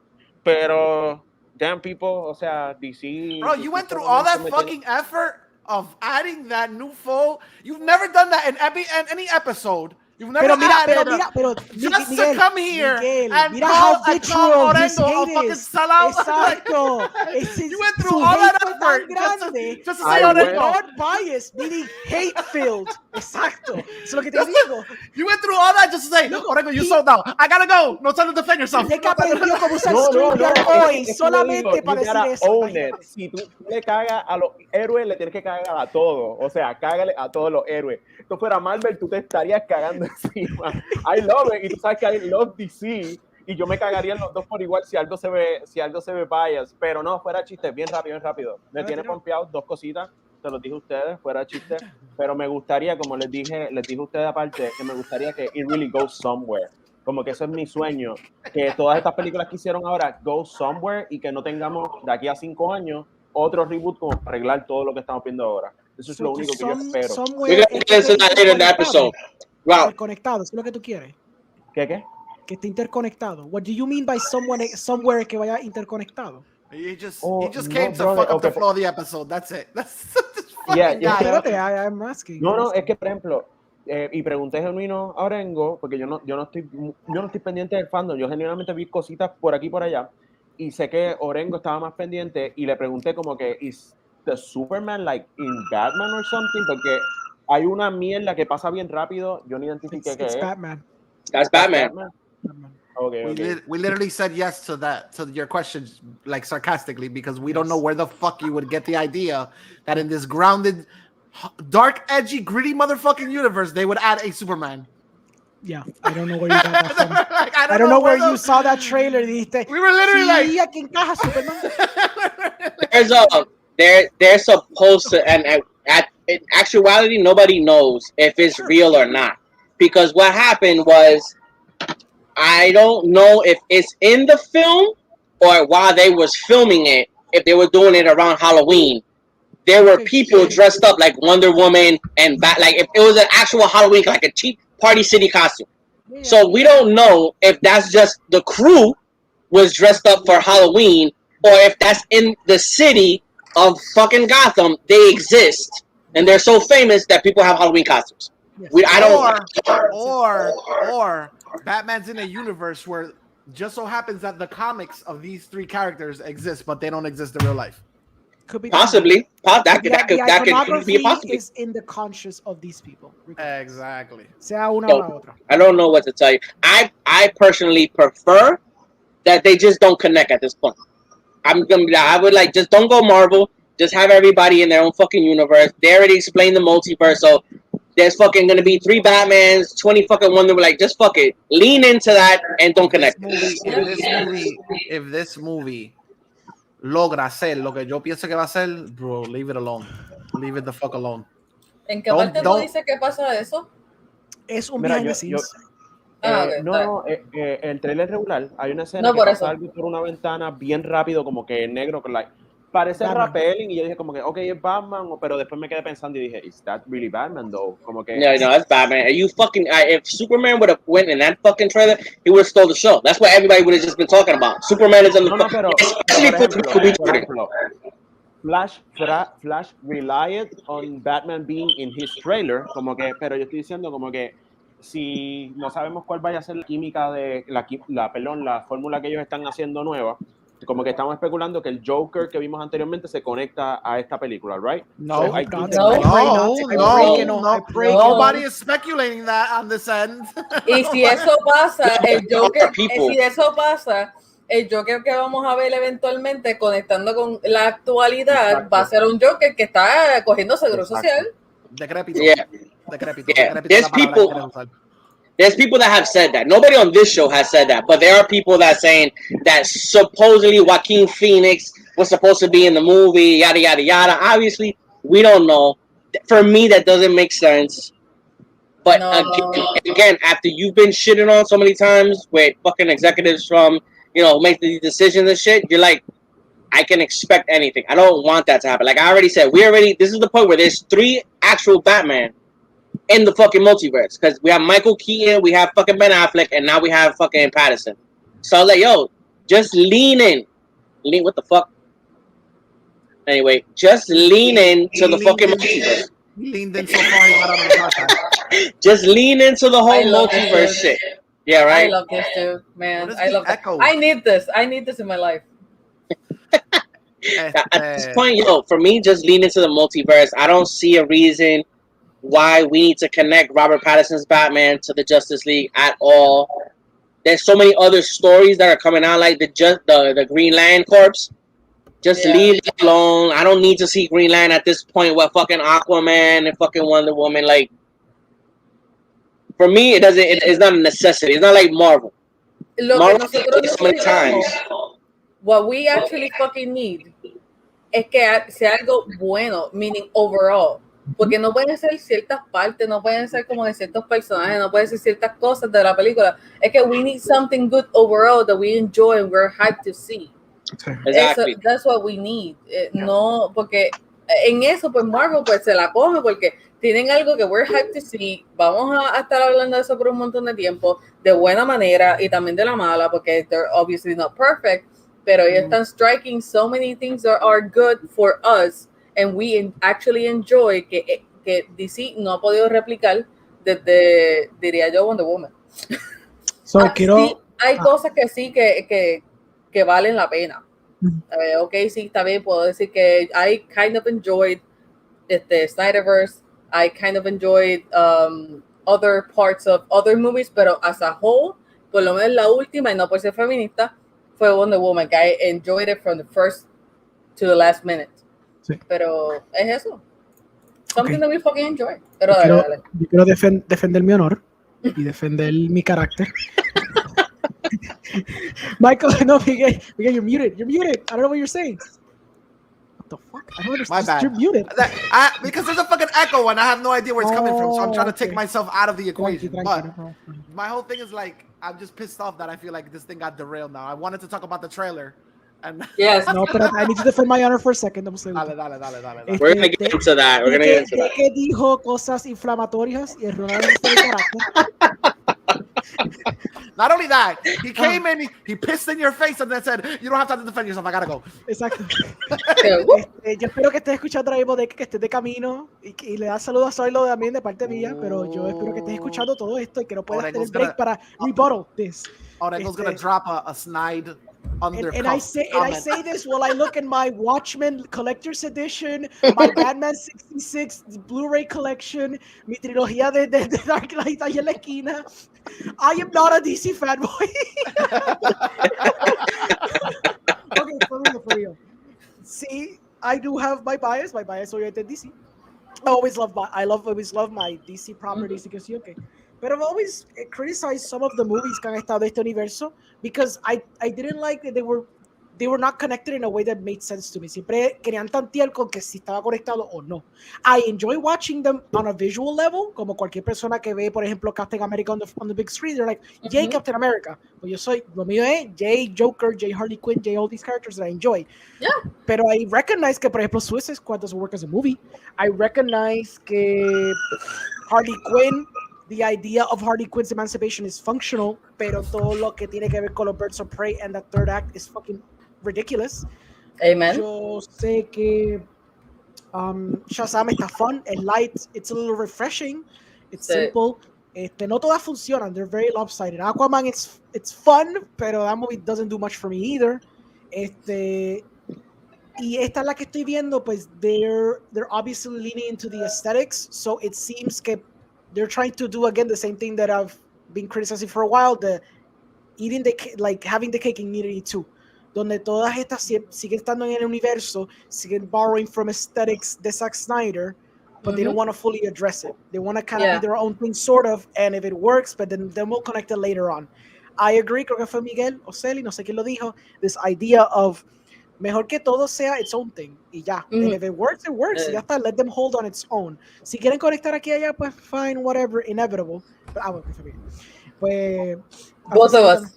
Pues there you go, it was both of them. Porque estamos viendo la perspectiva de que we need to fucking enjoy it, y también como que sea... Yeah, what he said, que no importa que esté conectado. I don't give a fuck if it's connected or not. I just want them to function on their own. Quiero que, de verdad, yo quiero ver, believe it or not, I want to see Batman. Yeah. No simplemente porque it's gonna be a new Batman movie, it's not Batfleck, porque yo estoy en el side de que a mí no me gusta mucho Batfleck, pero eso es discusión para otro día. O sea, quiero ver qué va a ser Robert Pattinson, porque no mucha gente dice, o sea, todo el mundo todavía se queda con que, no, he was in Twilight. Ajá, eso fue en el pasado. He grew actually as an actor after that. So I would like to see what he has to bring to the table. I would like to see the new costume, like a functioning, porque he visto que pues, it's fucking bulletproof, so I fucking like that. Me gusta el carro. El Batmobile se ve super cool, because I'm a fan of cars as well. Yeah. Pero quiero ver cómo funcionan todos estos villanos que están en la fucking película con él, porque la ponen como que, ok, esto es cuando él estaba empezando. Lleva más que pocos años como Batman. Quiero ver cómo estas relaciones entre Riddler, entre Penguin y cómo lo podemos... Exacto, Catwoman. Y no es que quiera compararlo con la de Tim Burton con Michael Keaton. Sí. Porque eso suena bien cabrón. O sea, todo esto estaba en esa película. Yes. Pero quiero ver cómo... how it wows me, how it doesn't disappoint me. De verdad quiero ver si they put something together that we can absolutely love, que esté a comparación, no a Marvel, pero al hype, al amor que le tienen al personaje, a todas estas cosas que they're super lacking of. So, yeah. Yo espero que me dé un puño en la cara esta película. I feel que de todas las películas que por lo menos DC está proponiendo en la mesa, the one that feels less comic booky, the one that's trying to say something with its characters, es esa misma de The Batman, which is unfair entonces cuando la gente se va en el viaje de que, oh, I've seen it before. Oh, nothing new to the table. Let's continue the Batman conversation for when we put the trailer. Oh, sure. Vamos to go off on Batman now. Perdón. No, all of us. I feel like the trailer was dope, but let's talk about some other stuff. Are we going to talk about each individual trailer? Well, we'll talk about each. I'm going to put everyone and we'll talk about each individual one. Sí, pero es que soquea lo de Batgirl, ¿verdad? Batgirl. Soquea lo de Batgirl, que tengamos que mencionarlo porque es solamente un still. It's not a very good one. It's a concept art. Se ve chévere. We've seen this a million times. We've seen the character. Sabemos de qué color es el suit, cómo se ve, cómo se puede ver. It doesn't bring nothing new. Like, shit. Lo que pasa es que la gente tenía la duda si iba a tener el clásico red hair. Porque mucha gente estaba preguntando eso. No, they actually talked about it in DC Fandome. They were like, am I going, like la misma actriz estaba, am I going to have the red hair? Because I don't know. Y los directores estaban como que, heck yeah, girl, of course. Y así, super hicks, mano. Yo me quedé como, es que si no lo tiene, es como que, de verdad, eso sería Game of Thrones like, the last season all over again sin ella no tiene red hair. Es como que wasn't there also the thing about they didn't know where this Batgirl's universe was in? Where eso es un misterio todavía. The directors know and the writers know, but we don't know yet. Pero they've asserted that un Batman va a salir aquí, and you're going to know where does this fit. Okay, I'm assuming I'm gonna go ahead and cast my theory out there. It ain't gonna be Pattinson's. It's Batflex. That's my theory. It's Batflex. Oh yeah, that's my theory. I'm gonna assume it's Batflex. I don't see Jeffrey Wright being her dad. No. This fucking thing, because they already had conversations with J.K. Simmons. Okay, all right. So, okay, interesting. I'm down for that. Yeah, I'm down for that. Vamos ya. Me too. And it's well, they casted her already, right? Sí, la muchacha de que sale in The Heights. Okay. All right. Jimmy Smith's daughter. Yeah. ¿Quién diría? I always fucking get her mixed up. Yeah, not the other bitch. No. Okay. No, mira, pero ¿quién diría que ella salió out of nowhere? She was a nobody. They only casted her in The Heights simplemente porque vieron video de ella. Yeah, I think she sings or some shit. Bachata or fucking reggaeton, like some. I think she's a singer. Yeah, she's a singer. All right, so we're gonna go into something else that just, to my knowledge, the only thing that was released was a photo and a conversation, and that's the Blue Beetle. This is concept art. They say this is actually how the costume is going to look. I don't know. Does anybody know? Does anybody have that info? Sí, yo vi el segmento. Estaba Ángel Soto y estaba el escritor y estaba también el actor en un Zoom call. Yeah, we were just talking a little bit about the characters, como que dijeron que el costume, el tipo dijo como que pues me lo voy a echar, pero mi costume va a estar mejor que todos los que estaban en el DC Universe antes. I'm like, press X for doubt, because your movie's going to be $100 million, so probably not. Pero it looks cool in the concept art, so vamos allá. Mira, si le ponen el budget y ponen una persona bastante talentosa y creativa en ese team, ese costume se puede ver más cabrón que cualquiera. Pero yo para mí, my theory is going to be a hybrid. It's going to be half CG, half real. Es la única forma que tú puedes hacer esto factible, for sure. I totally agree with you, de verdad. Pero yo quiero ver un buen suit, porque ya saben mi opinión de Titans. En las películas. I was right about to say. I hope it's not like fucking Nightwing suit. Like Nightwing suit looks cool. For me, it's just too bulky. Like it looks like it looks bulky as fuck. Yeah. Es esto, literal, en tu cara. I agree. Pero ya, él habló un poquito de que pues iba a tener una conexión con la familia, iba a explorar un poquito de su latino roots. No hablaron nada del villano, hablaron de que pues he gets the Beetle, so asumo que I hope they address the first Beetle then. It'll be kind of interesting if they do like a little montage del primer Beetle, como hicieron con Ant-Man, creo que fue la segunda, where they kind of touch on the original Ant-Man, but they touch on the original Blue Beetle. That'd be kind of cool. Pero no sé, eso no hablaron mucho because yo creo que pues they want to keep it all close to the chest todavía porque it's very early todavía. Y esto va a ser un HBO release, remember. So como Batgirl van a tirarla en HBO. Sí, exacto. You know what, that's very appropriate. Fandom / equals teaser. Yeah, it's true. Pero a mí me encanta eso de que vaya a ser para HBO Max. No sé por qué me hypea más todavía de que vaya a ser para HBO Max. Es que no es por el budget, no es porque puedan tomar más libertad. A veces eso de que release un service o limited release, como queramos decirle, se presta para no hacer muchas cosas.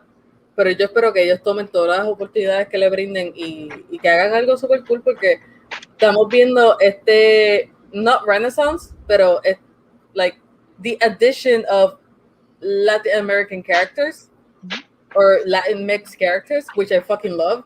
Por eso es que todo el mundo está tan pendiente a ver si sale Miles en live action. Por eso es que todo el mundo se come Into the Spider-Verse. Por eso es que los cómics de Miles están tan chéveres, diría yo.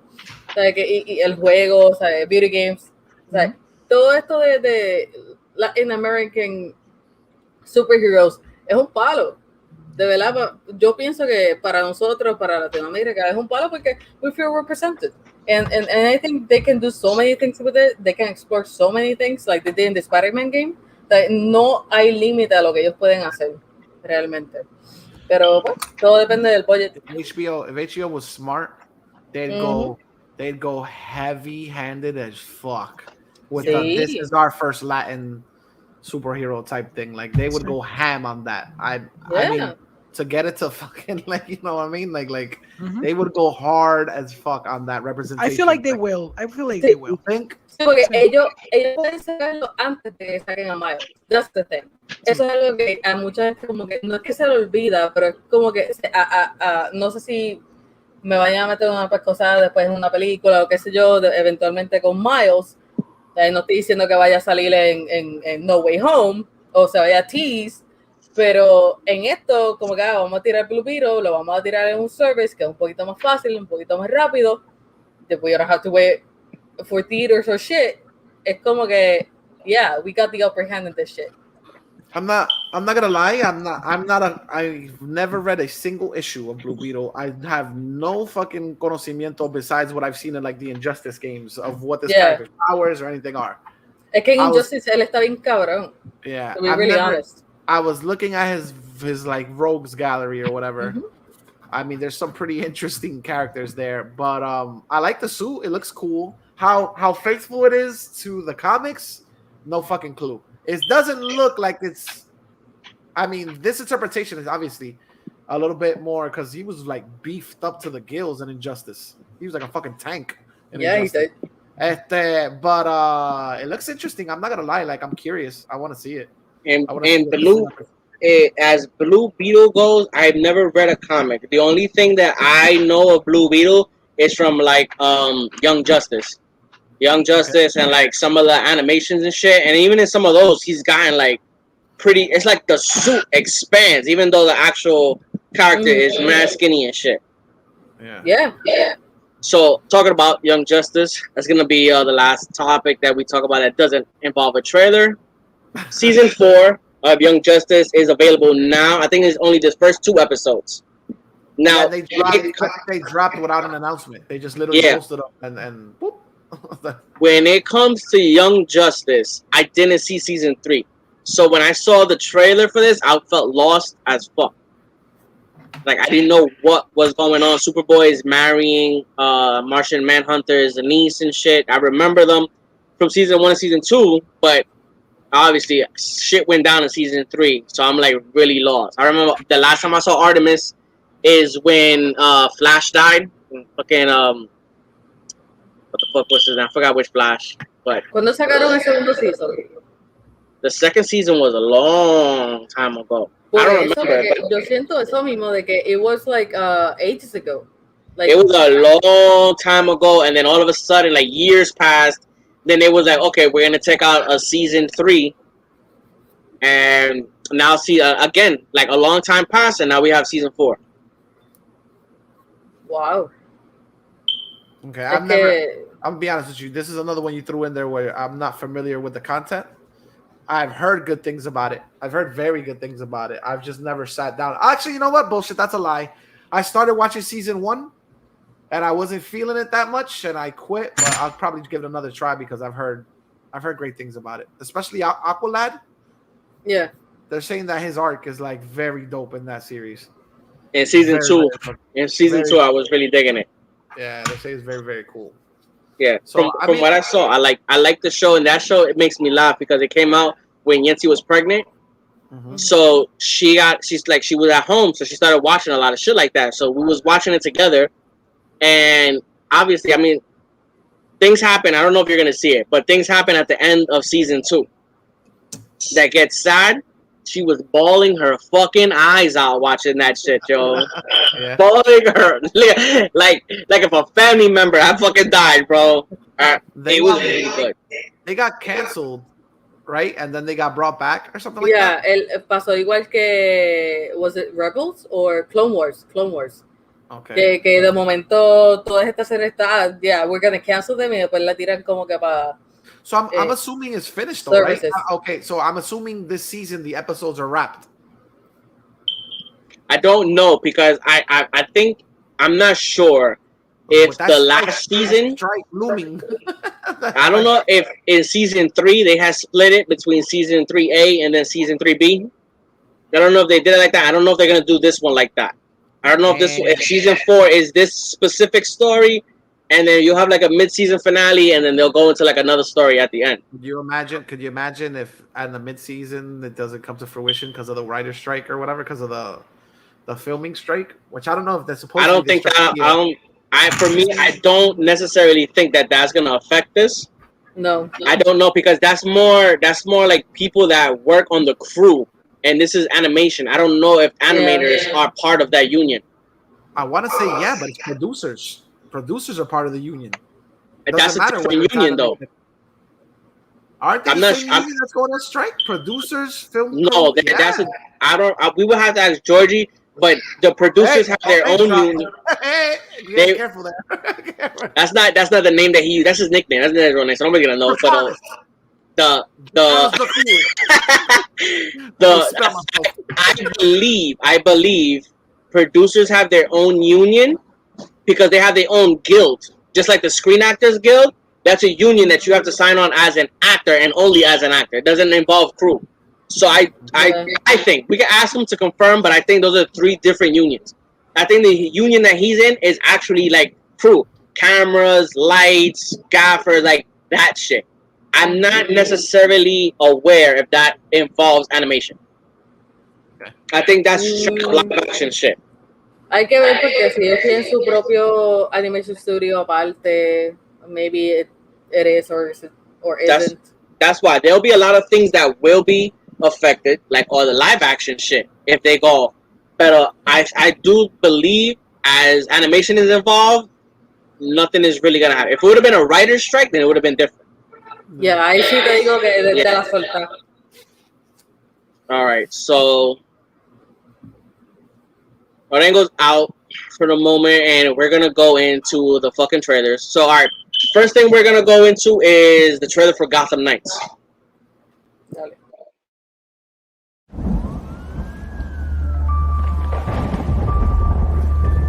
Batman, Jim Gordon, they thought they had a handle on this city. They never did. You don't stand a chance. Because they're always watching, always listening. Pulling everybody's strings. Mine, yours. But no one talks about them. Not a whispered word is said. The Court of Owls is a myth. They're listening.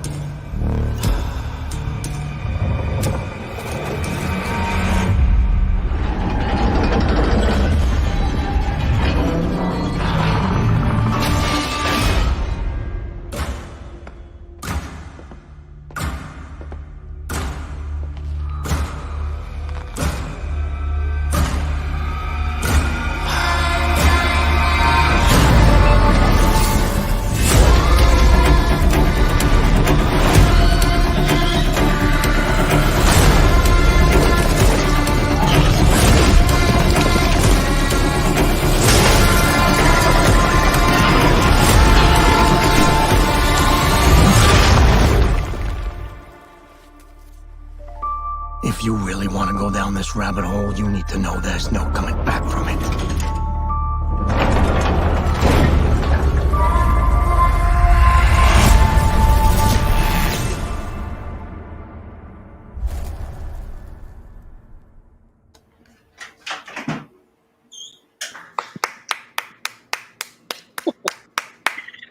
I'm wondering. Is that what? What do you mean? What? What do you mean? What? Okay, it's a what? Is a movie, comic? No, that's a game. That's the video game that's coming out. That's a game that's coming out. Game. Yeah, it's Gotham Knights. Yeah. Supposedly Bruce Wayne is dead, and so we're left with Red Hood. He's missing. Tim Drake, Nightwing, and Batgirl. Okay. Es para saber cómo tomarlo, porque it looks like a game. pero a veces tú sabes que tiran mierdas así, bien nada que ver. You're gonna be able to play with any of the characters, right? Any of the four characters, yeah. Yes. I'm wondering if you get to play it like in like how it is in Injustice. When you play it, you switch from character to character depending what's going on, or if there's like I could play the whole game as Nightwing if I wanted to, and then the story will be. Yeah, the story. I think they haven't told us exactly, but from what I'm assuming, the avatar is simply a placeholder for the story how it goes along. Up until now, they could be that if you play as a different character, you get alternate cutscenes or alternate things. Yeah. But as of right now, they haven't confirmed that. From what it looks like your character you choose is the placeholder. Y creo que hay un co-op to it también. Que otra persona puede zumbar y jugar contigo. I believe literally drop in, drop out. So like if I'm playing it, you can literally drop into my game with whoever the fuck you want out of those four. And ¿Tú sabes por qué yo también pregunté what was it? Porque es que al final no te dice para qué consola, si es para PC. O sea, es como que it's super weird ver un game advertisement y no te dice para dónde va a salir. That's fandom for you. Yeah. I'm thinking it's gonna be es que es un concepto porque tú no sabes para cuál. Okay, but where do I buy it though? I'm not sure if it's coming for PC. I could have swore I saw it was only coming for next gen consoles. But it's on Xbox and PlayStation. Yeah, right, it's not gonna be. It's so sad porque si saliera para PC tendría yo creo que sería el mejor experience, de verdad. Si se ve así de brutal. Sí, el juego de verdad se ve así de brutal. We can start that war on another podcast. No, es que hablando honestamente, no sé, o sea, I do have access to a PS5 y los Xbox Series X están por ahí a cada rato, pero like they're not a console of my choice at this moment. Para eso me la compro para PC and I still have the good experience, you know? Como que no tengo que romperme el banco porque I don't have either of.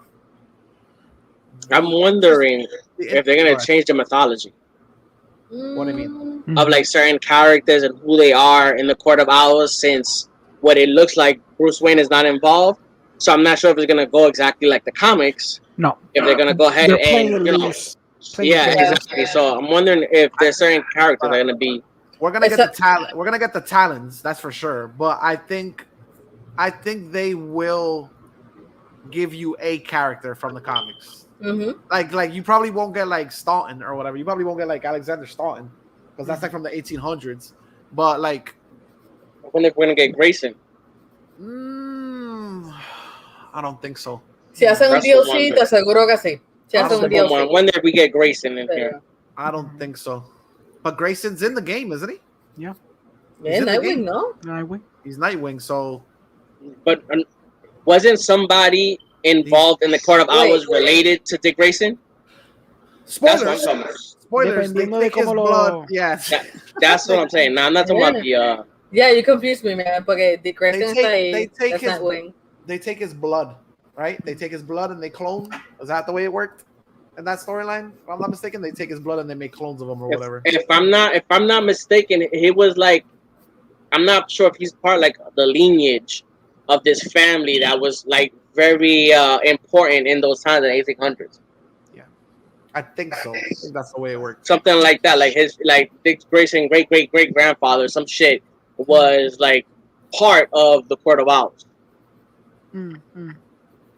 What I really give a shit about is I don't know if they'll go the Thomas Wayne route. That's what I really wanna.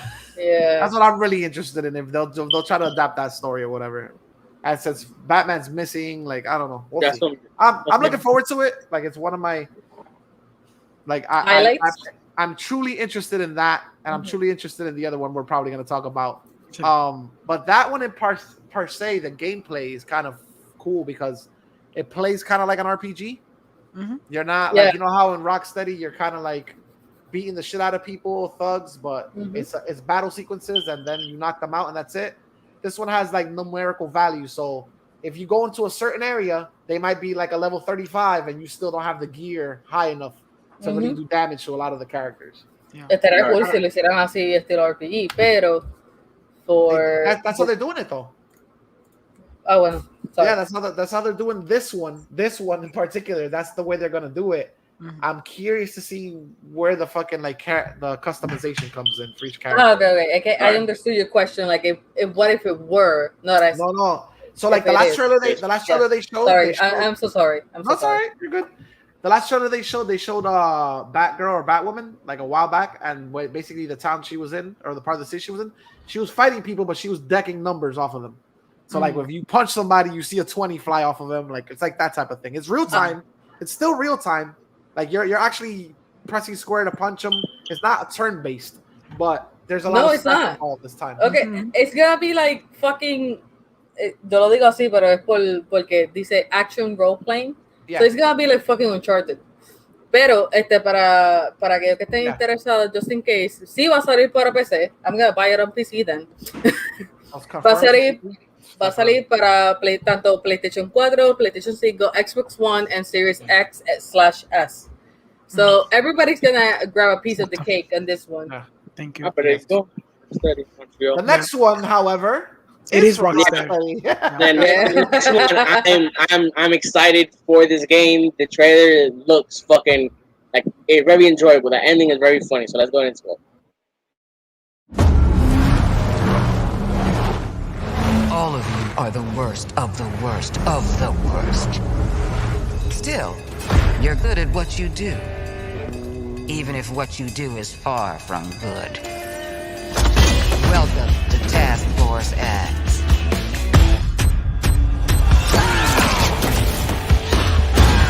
Let me take a look at you. A musclehead, a nut job, something that offends my eyes, and a homeless person.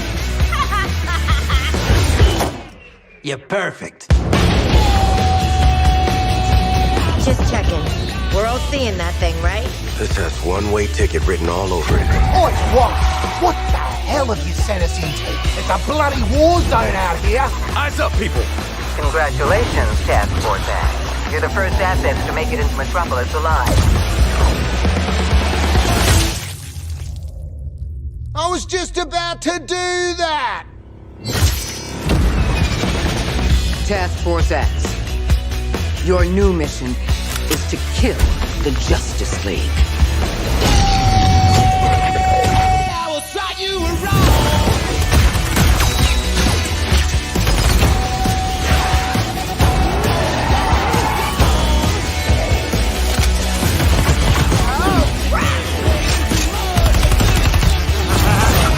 Raise your hand if taking on the Justice League is the worst idea you've ever heard. I kinda zoned out.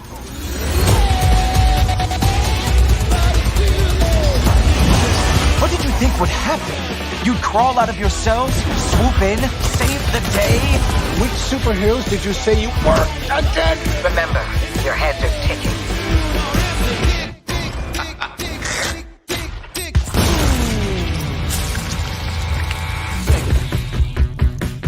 He's not gonna make it.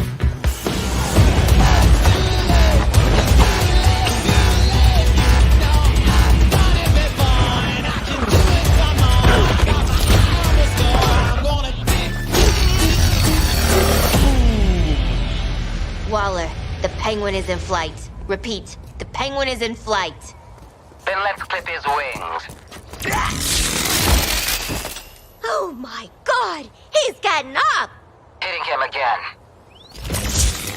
He's ran out the door! Somebody stop him! Did that get him? No! It very much did not get him. Waller! Blow up his head!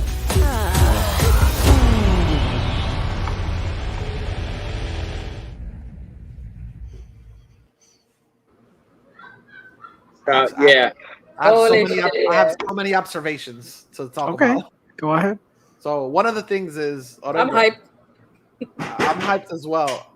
Is it bad that I feel sometimes, and I feel like you're gonna hit me with it's not the same medium. Like the video games do such a fucking great job with the trailers compared to the movies with with certain. Give me a moment. Nice. Nope. Wait. With certain properties. Nope. Nice. You sold me more on them as the Suicide Squad in that trailer than the Suicide Squad movie sold me Mm. on them being the Suicide Squad. I'll pass. No, go ahead, rip it apart. If you gotta piss on it, piss on it. Like, yeah, I'm waiting on that shit. I'll My nails. Hate it because I did feel que el trailer de James Gunn signified what the Suicide Squad was to me también. So la cosa. Okay.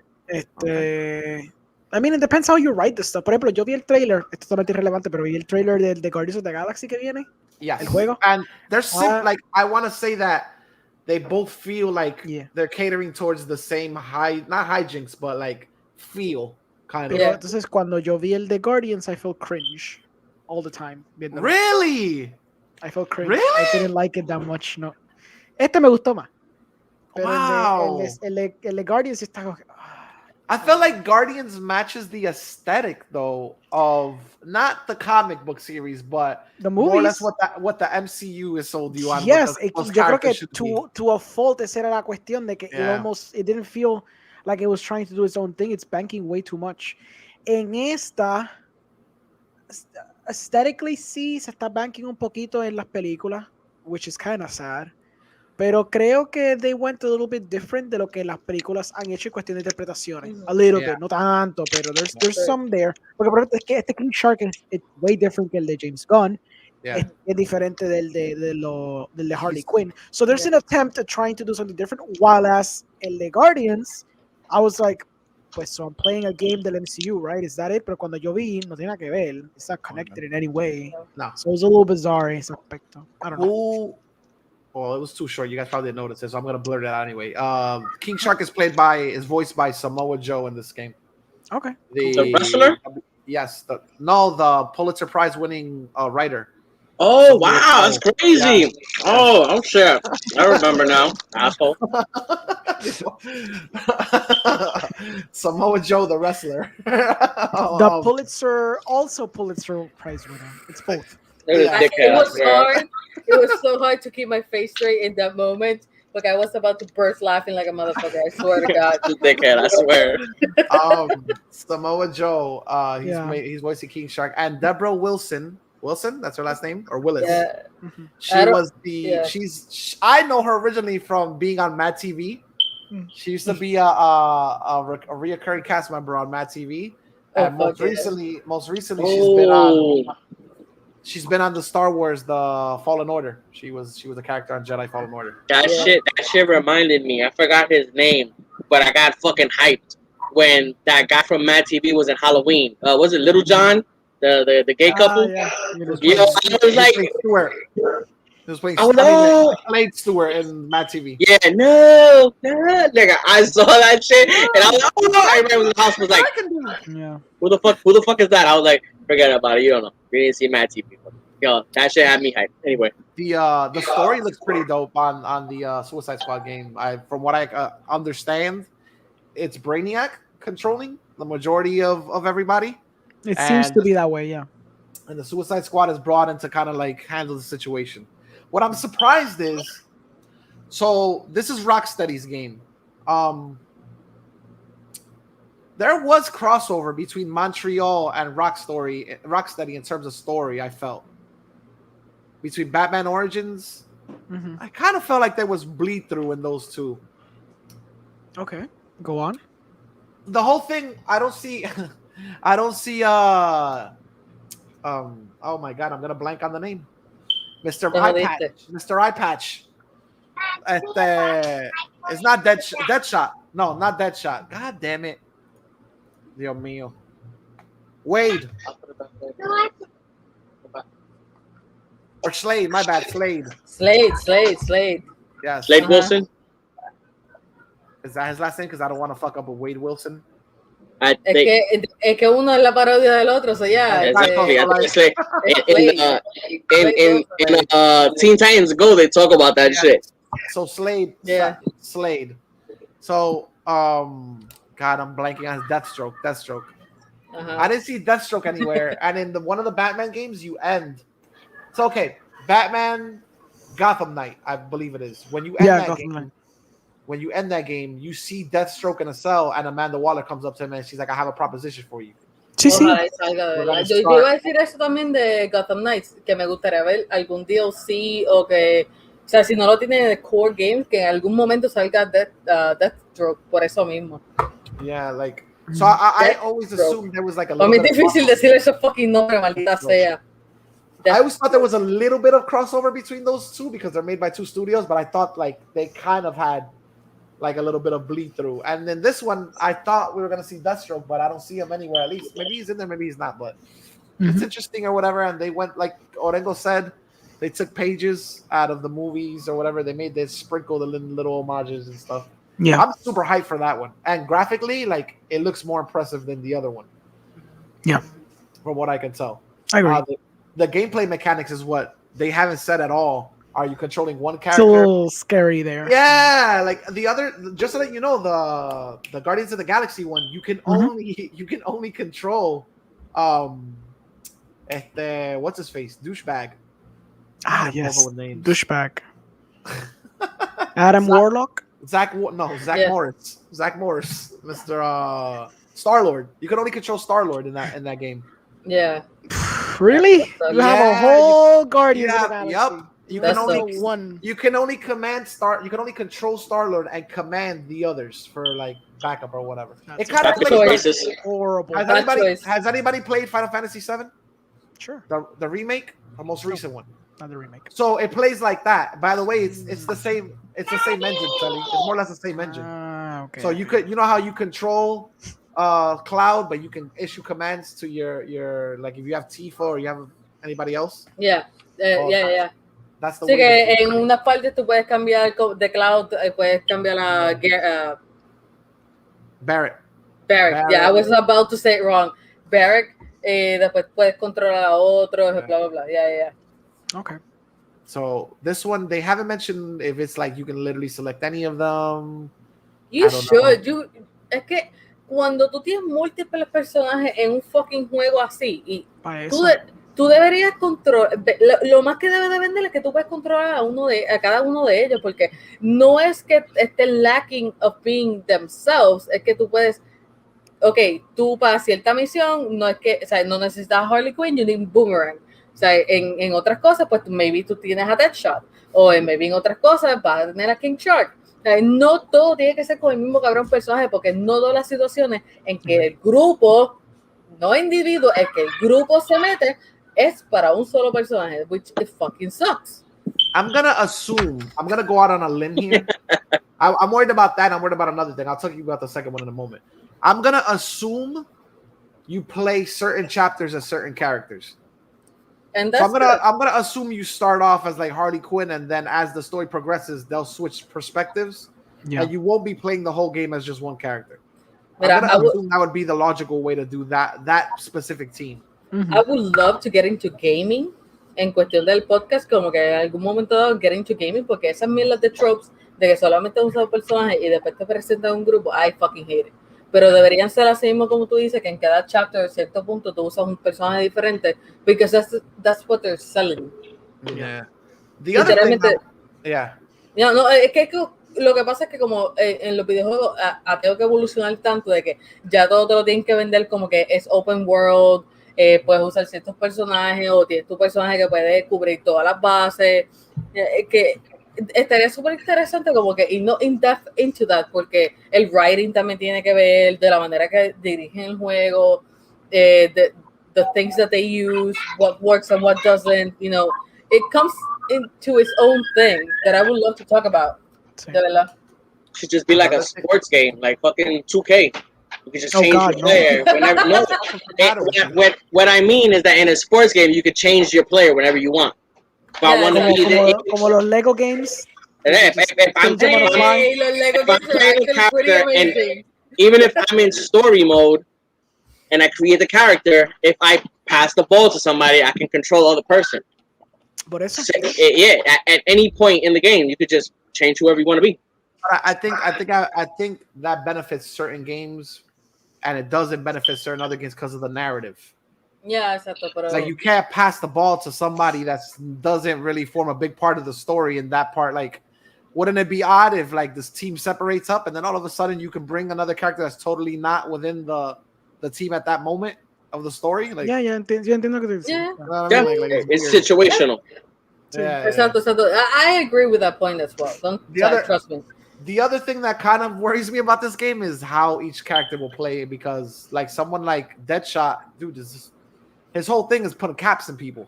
Yeah. Mm-hmm. You know what I mean? And like, I wonder how they handle that aspect of like the weaponry. You know what I mean? He might get different weapons mientras pasa el juego. Yeah. Hopefully he has auto aim on all the time, porque obviamente he's Deadshot. Si yo tengo que estar trying to aim with him, I'm going to get so pissed off. So because it's not going to make any sense. So maybe that makes sense in the game. Remember when you miss a lot, the other characters be like, "Fuck, you suck! I thought you could never miss." That should be hilarious. Wasn't it funny though? They said that I heard the Suicide Squad movie or whatever when James Gunn was writing it, he literally had a script of like they were trying to kill Superman, and this game kind of has that a little bit of an aesthetic to it. Yeah. Tuvieron que haber cogido algo, o sea, bits and pieces of that, or maybe the idea of maybe we can kill Superman, pero you know. Lo perdonaron en un videojuego porque es un videojuego, pero es que con James Gunn they were like, pero es que we hate Henry Cavill, so we don't want you to use him. Okay. Exacto. Estamos esperando que se acabe ese maldito contrato. Maybe HBO would have went the other route. HBO would have went the other route. We hate him, so let's make this movie the excuse to kill him. Yeah. And there'll be such an insult to everything he's done for this company because they're like B-list characters. Exactly. Well, shooting him down. Yeah. Since we're already talking about the Suicide Squad, we're gonna go into the fucking trailer for Peacemaker.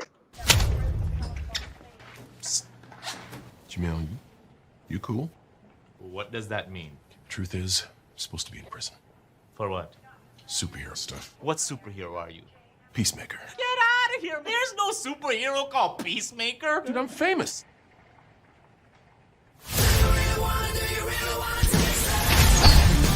You're a born killer with expertise in every weapon known to humankind. I'm giving you the chance to stay out of prison and work for me. Kill people. Bad people. This is Hardcore. Be a handler in the field. John Economist, Tech and Tactics. And this is our new recruit, Adebayo. You don't have to shoot people after you already killed them. Right. Who's the guy that's peeking out behind the trash can? Vigilantes, trying to be helpful. Our first target is Senator Royland Goff. Goff may be traveling with his family. Are you sure those two kids came out of those parents? That's an attractive couple, and that one looks like it came out of them, but the other one looks like a butt baby. A butt baby. Yeah, my older brother told me there's two types of babies. One that comes out normal, and then butt babies. Worse in every way, they come out of a woman's butt. Well, I believed I was a butt baby until I was like 14. That explains a lot. There's something about him that's sad. Hey, Dad. I didn't mind sperm going to a Nancy boy like you. No, lately I'm just thinking maniac. Hey, no! That's because we're born killers. What separates us from other killers is we only kill bad people. Usually. Unless there's a mistake. You use being a jerk as a way to push people away. You suck at PowerPoint! But if you would just drop that, people actually might like you. Do you really wanna taste it?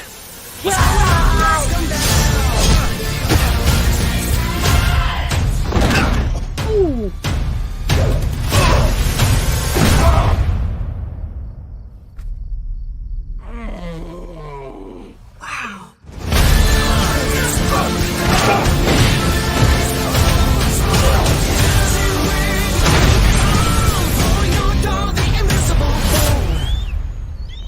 Oh my God. He's hugging me. He's hugging me. Dad, grab my phone. I don't want to move. Dad?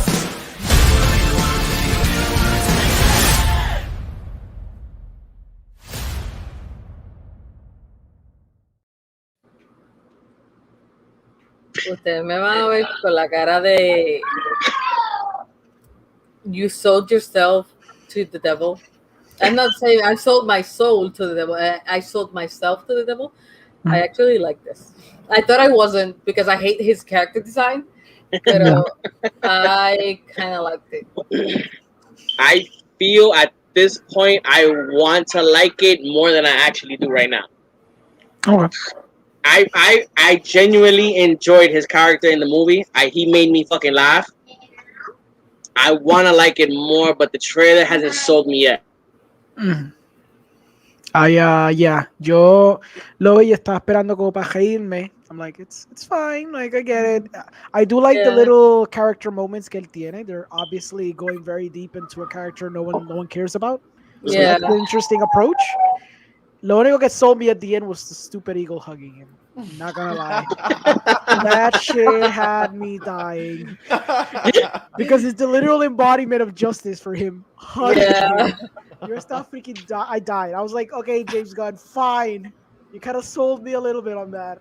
So. A mí me vendió con la nostalgia de los 80, por eso fue. Okay, cool. De que yo me imagino a él teniendo un Trans Am, yeah, he has the eagle in the car, the eagle is like a dog. Yeah. Y qué sé yo, pero es que it sold me on the aesthetic of the 80s and the nostalgia. I have to admit it. Okay, hello, I'm not perfect either.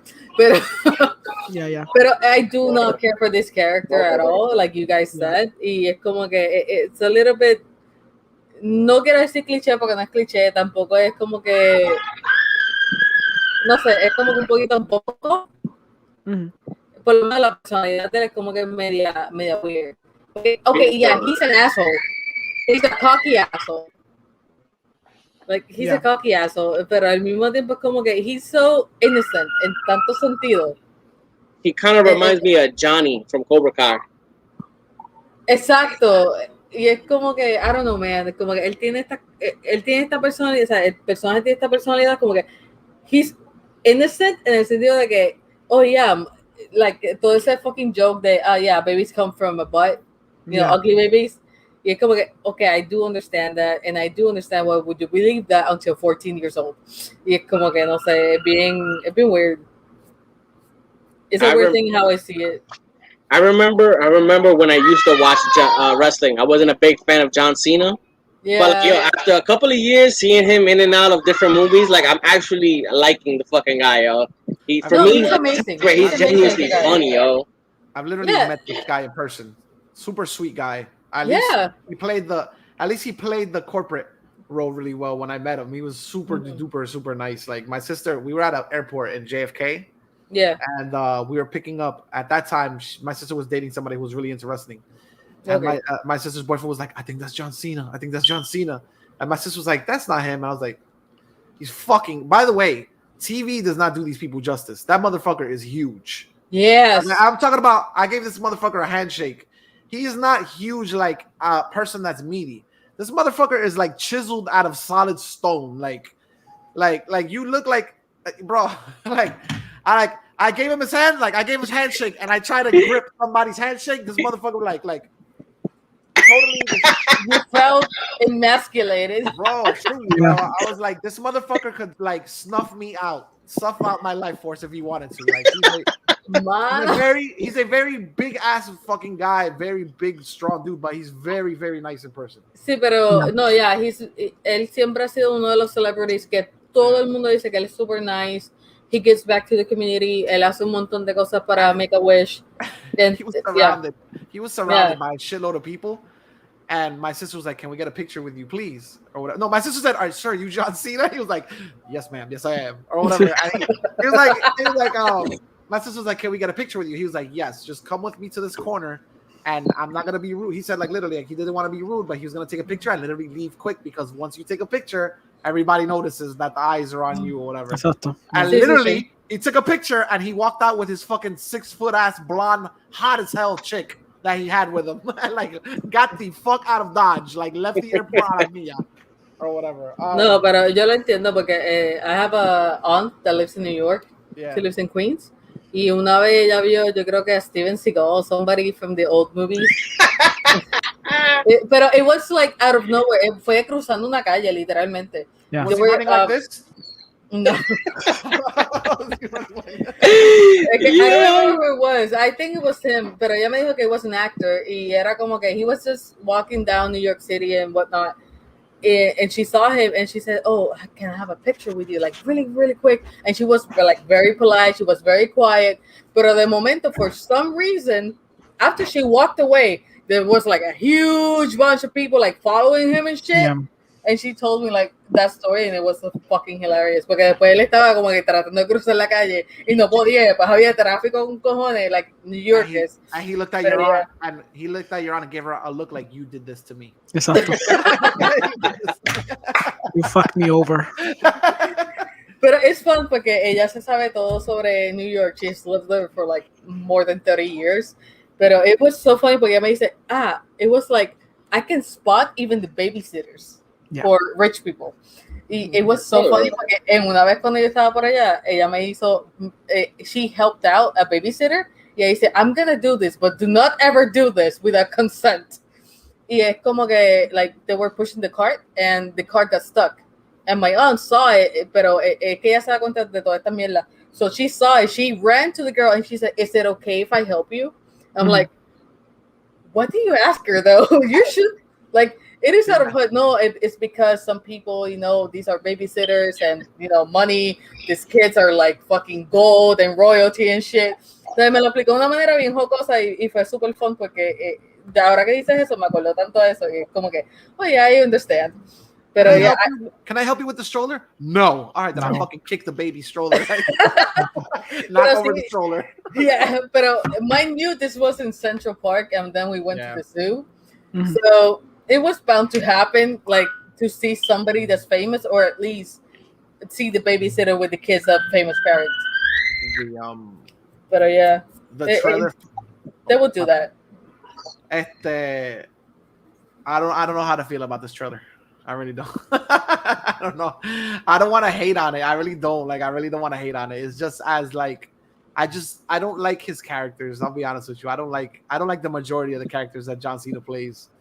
It just feels like he tries so hard. Like, it doesn't feel natural to me. Like, yeah, you know what I mean? Like, they feel really corny. Part of it, even before this character, he's played characters that go so hard and try to be funny. And I can't, what else? Spider Popo. Yeah. So Spider Popo. So I'm not a fan of some of his comedy, but I do admit that the character we saw in the last one, I thought he was funny. What I didn't like was that the trailer gave away a lot of his scenes. Like, a lot of the jokes were already in the Suicide Squad trailer. So when I saw them in the movie, like, they didn't hit as hard as like when I first saw them. You know what I mean? Sí, pero acuérdate que te quieren vender el personaje y era como que la primera vez que vemos a Peacemaker, un personaje que nadie pidió. Yep. Ese cabrón tiene 4 chistes, enséñame uno. Exacto, no, no me enseñe los 4. Exacto. Una te quieren vender a John Cena como en un superhero movie. Yeah. Esa es la primera. Segundo, que te van a enseñar un personaje que nadie pidió. Mm-hmm. Y obviamente they're gonna put the joke in el trailer. His helmet looks like a fucking toilet bowl. Yeah. Of course, like todo es like it checks all the fucking boxes de de algo como que se dice, puñeta, ay Dios mío, no es mainstream, es lo otro, tampoco es cotidiano. Edgy. Let's say it is edgy, I guess. Cliché, podría decir. Maybe cliché. Let's put, es un personaje medio cliché. De la manera que también lo hace John Cena, pues lo vas a ver cringy and cliché. Le voy a dar el beneficio de la duda en la serie de que tenga algún tipo de character development, pero I agree with what I was just about to ask you guys that. Are you going into this just like disconnecting your brain, or are you expecting to see like some development in this character? There seems to be development. I'm going disconnecting my brain. There's a little bit of character development there because I can clearly see it. So. Like, I'm expecting some sort of. Will I like it?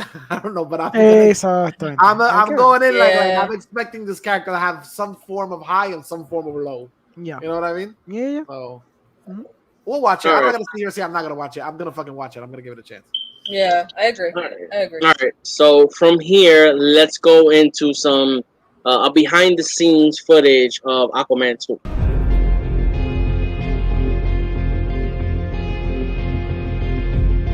Aloha, DC Fandome. I apologize for the 4-year wait. Oh my gosh. We've been here since 2017. But I'm very proud of the sequel because it's tackling a lot of issues environmentally. The stakes are higher, and I'm just excited because I had a big part in my boy James, you know? Super to see you, man. Check it out. I'm excited for you to see it. Tides are changing. Support the tides are changing. Like the comic book, the world of Aquaman is so big and so rich. It's epic. It's huge. It's colorful. The world is at stake. I'm super excited to be back making the sequel. I have so much invested into it. I love this character. I love what it represents. There's nothing that I've ever been a part of that's like this. People are going to be in for a treat. When Aquaman 2 comes out, they're going to get a movie that's more mature, but yet still retain its fun, to give the audience something different, something new that they haven't seen before. The success of that movie as the biggest DC movie of all time shows what James Wan and his team were able to do. And in this second film, we have turned the dials up to 11. It has the action, the fun, the heart. Action! Superheroes and supervillains have entertained generations of fans across the globe. Good, you got it? We put that in the movie? To play around with this cast again is quite a trip. We're having a blast. This movie's a lot of fun. I think fans are going to be very happy. And I think James is really excited to go all out. This is an exciting scene. We better get to a little bit of action.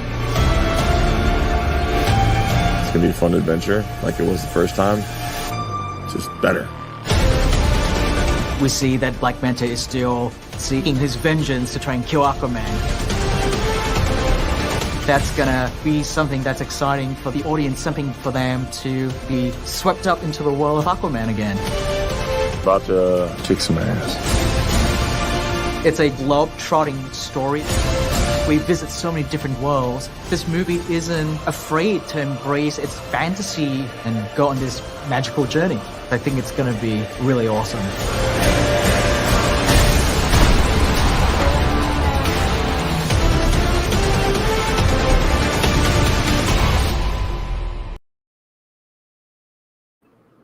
Is that true? Aquaman is the highest grossing movie in the DCU? Yes. Still? Shit. Yes. Sadly. Yes. I want to know if there's a way that they could take a picture of Jason Momoa where he doesn't come out looking majestic. Difficult. Never. You can't do it. You can't I do would it, like bro. to know like if there's any angle they could possibly get of Jason Momoa where he doesn't look fucking like the most awesome gypsy you've ever fucking seen in your life. Bro, like, he's like fucking Mufasa. He just has like a glow, bro. That nigga is royalty, son. Motherfucker's It's the Momoa, son. It's the Momoa. This fucking guy's aura burns a hole in my pupils. Like, as it should. As it should. Christ. Obviamente, I'm not gonna watch the movie. I was gonna say that too. I was like, so wow, Warner Brothers is supporting people that take a shit in other people's beds. I didn't think that was actually gonna happen. I'm not gonna. Yo me siento mal, de verdad, diciendo que I'm not gonna watch the movie porque a mí me encanta Jason Momoa, me gusta como actúa en ciertas cosas, me gusta, pues, no, obviamente no soy la que se va a ver por su cuerpo, pero I do appreciate him giving his all in his roles and him giving like everything and being so hyped, being so focused on being the best the best Aquaman out there.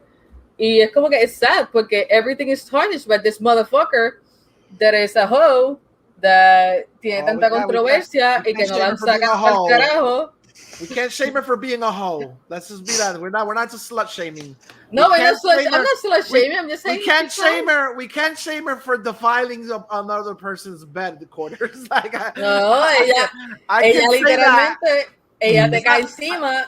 O sea, ella te comete que tú mencionas. It's not the fact she took a shit on somebody's bed because there's a market for that. It's the fact that she did it against his will. Like, exacto, o sea, violencia doméstica, pero ella tiene un paz. Me encojona. But anyways, I'm not gonna watch it. I'm gonna give you my opinion on that situation. Who gives a fuck about my opinion about other people's relationships? But the male's opinion. Yeah. No, not even a male's. It's the whole thing of like cisgender. You're right. Cisgender's opinion. There is documented that the relationship was abusive on both ends. Mm-hmm. It's documented on both ends. But what I do have a problem with is only one of them is seeing the repercussions. Exactly. I don't. Thank you for speaking for me.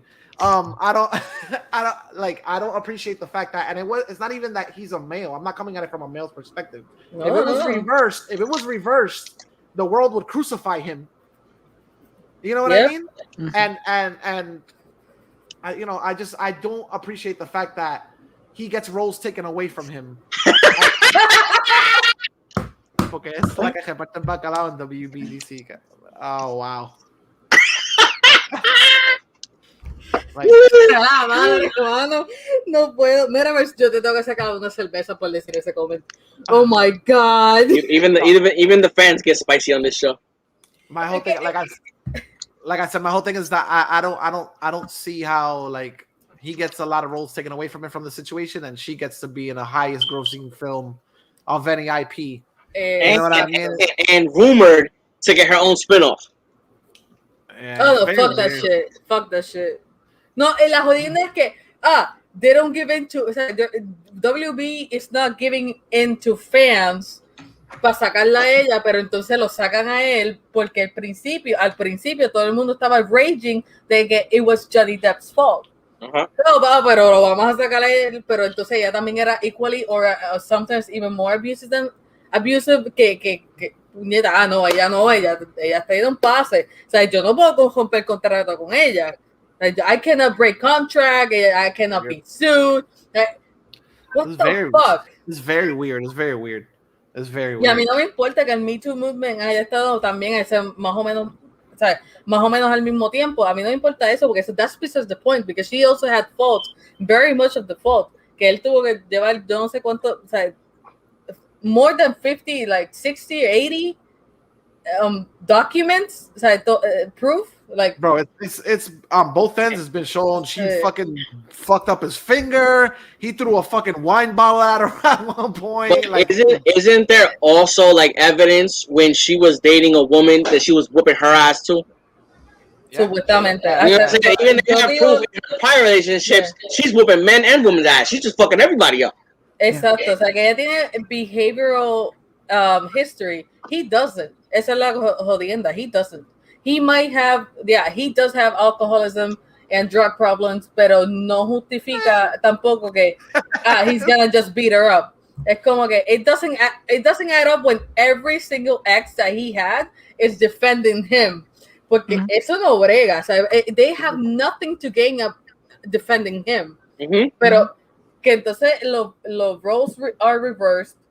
Que venga gente detrás de ella, decir, no, she abused me in the past and shit like that. Como que, what the fuck? You should not have somebody of this caliber doing this type of shit, and much less acting, much less being praised by her roles or whatever, which is not. I don't think anybody's praising her for her portrayal of Mara. Let's be real here. Like, no, obviamente. Yo lo digo en general. You know anybody of your friends that said, I'm going to go watch this movie for her portrayal of Mara? Fuck no.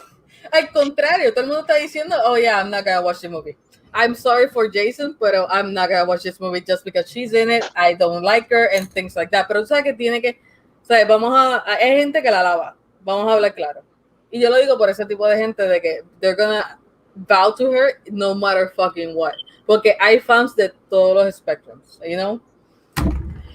I loved her. I loved her as Baja Miller and Never Back Down. Yeah. I was waiting for Never Back Down. That role was life changing. That role was transcendental. No, bueno, pero tú sabes, yo lo digo porque pues, hay gente que todavía la defiende y es como que what the fuck, like, are you, o sea, tienen gringolas or something porque está cabrón. Pero ya me gustaría ver la película On the Seven Seas. Just to prove a point. No. Just to watch Momoa act and see what happens to Aquaman as a whole, porque yo ni siquiera he visto la primera, and I always admit that. Y no me pregunto por qué no la vi, simplemente no tuve el chance, eso era antes de que pasara toda la controversia, no tuve el chance de verla, y después cuando salió en DVD, dije, ahí fue cuando empezaron a salir los problemas. You know what? I'm not gonna buy it. Because I was about to buy it. I saw it in theaters, and then I saw it in 4DX with my nephews. And it was like, yeah, very good uncle. I do not recommend that movie in 4DX to anybody above 30. Because like, you literally walk out of there like you need a chiropractor. Me lo imagino. Like, is it true that this one was supposed to have like environmental commentary? Yeah, I think he alluded to that because of the first movie. So, pero parece que maybe this one too also has the same theme. Yeah, that's his big thing though. Did he not watch his own cut of in the Snyderverse? He did, pero acuérdate que this is expanding more on the same shit.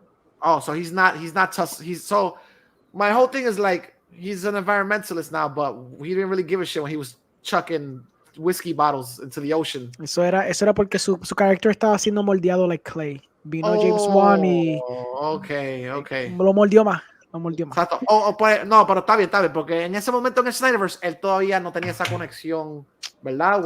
And when you think about it, he threw one shirt and one bottle. The second shirt he didn't really throw it to the ground because he knew the lady was gonna pick it up and sing shanties. No, and shirts are biodegradable. Let's be honest. He probably gets.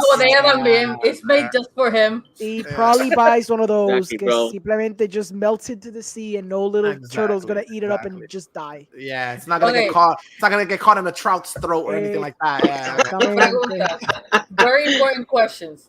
Very important question. Without the controversy de la pendeja esa, are you guys willing to watch the movie in theaters? Oh yeah, I was gonna see it regardless of the controversy. Yeah, I mean, that's my man crush. I can't even lie. That's Momoa. Like I saw Sweet Girl and I fucking loved it. I'm gonna see the movie, bro. That's Momoa. Everything he does, I'm gonna watch it. I'm not gonna lie, man. Like I really wish. Part of me, like, it really sucks, man. For Johnny Depp, I really like Johnny Depp as an actor, but I'm a fucking show for all the superhero movies. So, like, I'm probably gonna give into my show side and go watch it, and then probably, bro. I can't. I'll do this. I'll watch it and walk out during Mara's part. That's a lot of walking out, then, bro. It will be fun to do just farting noises. It will be fun just to do farting noises in the movie theater, just whenever she talks. Nah, just yell at the screen. You shit in his bed.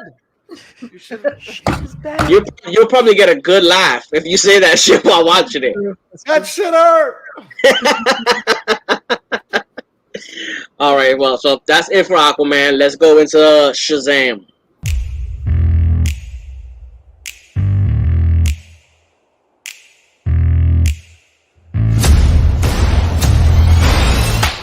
Hello, my name is Zachary Levi. I should have a little tag. And I play Shazam. We all established something very special in the first movie. And in Shazam, Fury of the Gods, we expand on that. Now they have to balance their life with being superheroes. This is where you hang out with your superhero friends, isn't it? These goddesses come to our world. Our incredible new villains, Lucy Liu and Helen Mirren. She's kick-ass as Calypso. We have mythological creatures. Minotaurs, harpies, and dragons. When I talk about upgrades, we got an upgrade, a huge upgrade in the suit. Bigger action sequences, bigger set pieces.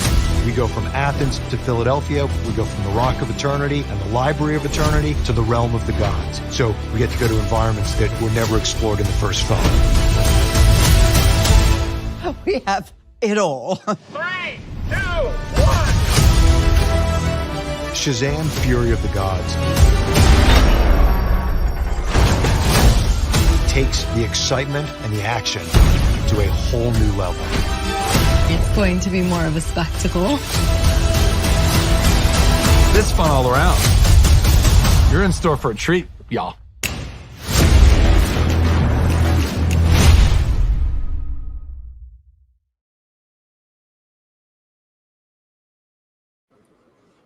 All right, so what do you guys think about Shazam? I like the first one. I want to see more. I love the director because he's really practical and really efficient. You're really hyped about it. I can feel it in your bones. No. I mean, I'm just saying. Like, I follow the director, porque he's like a YouTuber, and hace videitos en YouTube y todo. And I admire him porque he just stumbled into this Hollywood system, and he still feels like he hasn't fully grasped it. Para darte un ejemplo, he did Annabelle, I think Creation. ¿Cuál fue la segunda de Annabelle? ¿Fue Creation? No me acuerdo. I Okay, think fine. Annabelle Creation, because it was a prequel. The second one was a Punto prequel. es que una de las anécdotas que él dice de la película es que the intro that he did for the movie, he was scrambling for time, so he had to do it himself on a MacBook. En creo que fue en Cinema 4D y Blender. En los otros programas, because he's always been like a very indie director. He's used to do short films on his own with his wife. Entonces he stumbled y le dieron el chance para hacer Lights Out based on a short film that he did. And he always said that, like, I don't believe that shit hasta que llegue el día que esté ahí trabajando en on set. They flew him out because he's from Australia, I think. Flew him out. Él va para allá. He's like, I had a meeting, but I didn't fucking believe that shit until I'm actually on set. Then he actually arrived on set. I was like, well, I guess I better get to work. And then he did Lights Out. Estaba cool. Después he did Annabelle, which is basically the best Annabelle movie de las tres. And then he stumbled into Shazam. And even in Shazam, there's a lot of practical indie techniques that YouTubers do that he applied into the movie because of budgetary reasons and just for the sake of salvarse un peo later in post-production. Like, por ejemplo, la parte donde Shazam está like lopsided flying en el mall that he's trying to escape the villain. It's just 4 dudes carrying fucking Zachary Levi. There's no Are you serious? Sí, el behind the scenes, just 4 dudes carrying him, like, cogiendo con él, carrying him así, cogiendo por todo el mall, y después they just took that out from the green screen y ya está. So, he's very efficient in that regard, so yo la admiro mucho from that standpoint. Y aquí pues se nota que le dieron mucho rechazo porque lleva una confianza de que he did really well in the first one, and he brought in money. So le dieron, toma, this is your playground, do whatever the hell you want. Y yo creo que lo cool es que it's clear that están atándolo a Black Adam, if we eventually talk to him. Se nota que están atándolo al mythology que Black Adam está trayendo a la mesa por su lado. So eso es lo que me gusta. Crash. Porque no hace sentido hacer 2 personajes que son prácticamente casi lo mismo y no unirlos en algún punto dado. O sea, te estoy diciendo de que they practically have the same fucking suit. Exacto. Si lo dejan. No. So, it's going to be together. Lo que pasa es que it's not now porque si The Rock te está diciendo I want to be a character, you're going to give him a movie. So ahí probablemente DC dijo, pero you're like the villain de Shazam. We're doing Shazam right now. Y Rock dijo, that's cool, man. Pero I want my movie. Porque yo llevo peleando por esto por 12 años. So you give me my movie. Yeah. Discuss whatever the hell you guys want. Like, he's been doing that shit for years. Scrawny Zachary Levi for 5 seconds if you like. Pero I want my movie first. So I'm pretty sure que eso fue lo que terminó pasando. That's why they got like, this whole mess. Sí, porque yo estoy pointing out the most obvious thing. O sea, no es que solamente, porque solamente es el suit, no. I'm pointing out the most obvious thing. Y es como que he's a villain in Shazam. O sea, él tiene tantas cosas. You know, why not? Why the fuck not? Es como que se cae de la mata. Sí, es obvio. But they will. I'm pretty sure que eso eventualmente they're gonna clash. I'm pretty sure that's in the plan. And the movie for me, the first one was a real surprise. I didn't think I was gonna enjoy it as much as I did. It was really funny. I like the back and forth between the kid actors. So yeah, I'm excited for this one. I really like Helen Mirren. Oh yeah, I haven't seen Lucy Liu in the fucking longest time. So yeah, I'm hyped for this one. Yo iba a escribirle a ustedes, mala mía, pero yo iba a escribir, esto es lo último que voy a decir sobre esto, pero yo iba a escribirle a ustedes a decirle por joder. Lucy Liu got more muscle than Wonder Woman. Está cabrón. The suit.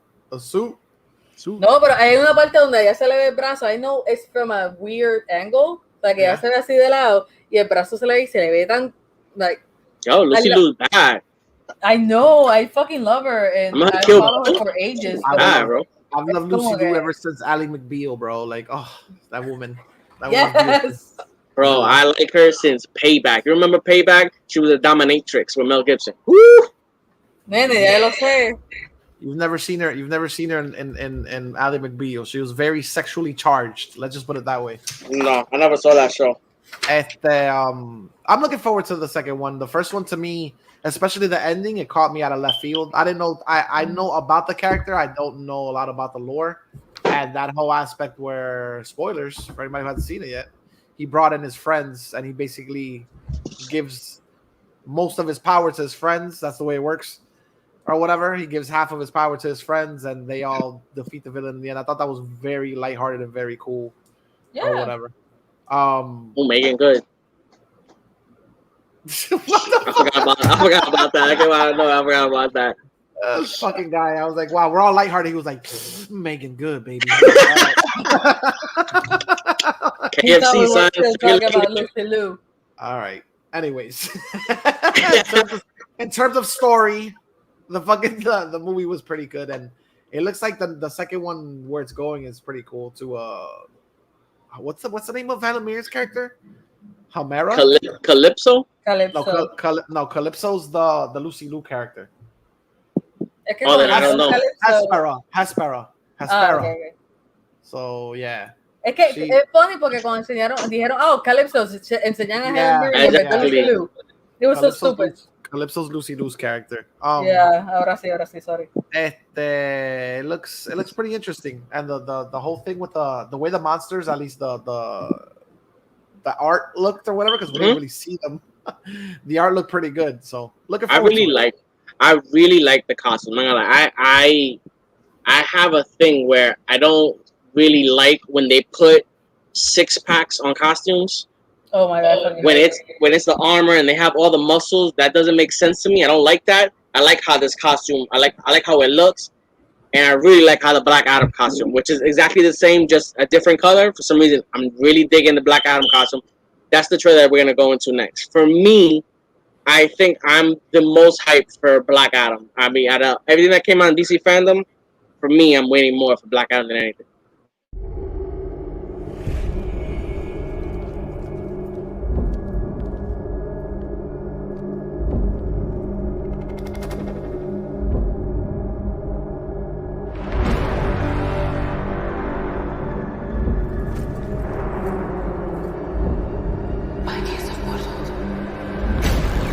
She's out.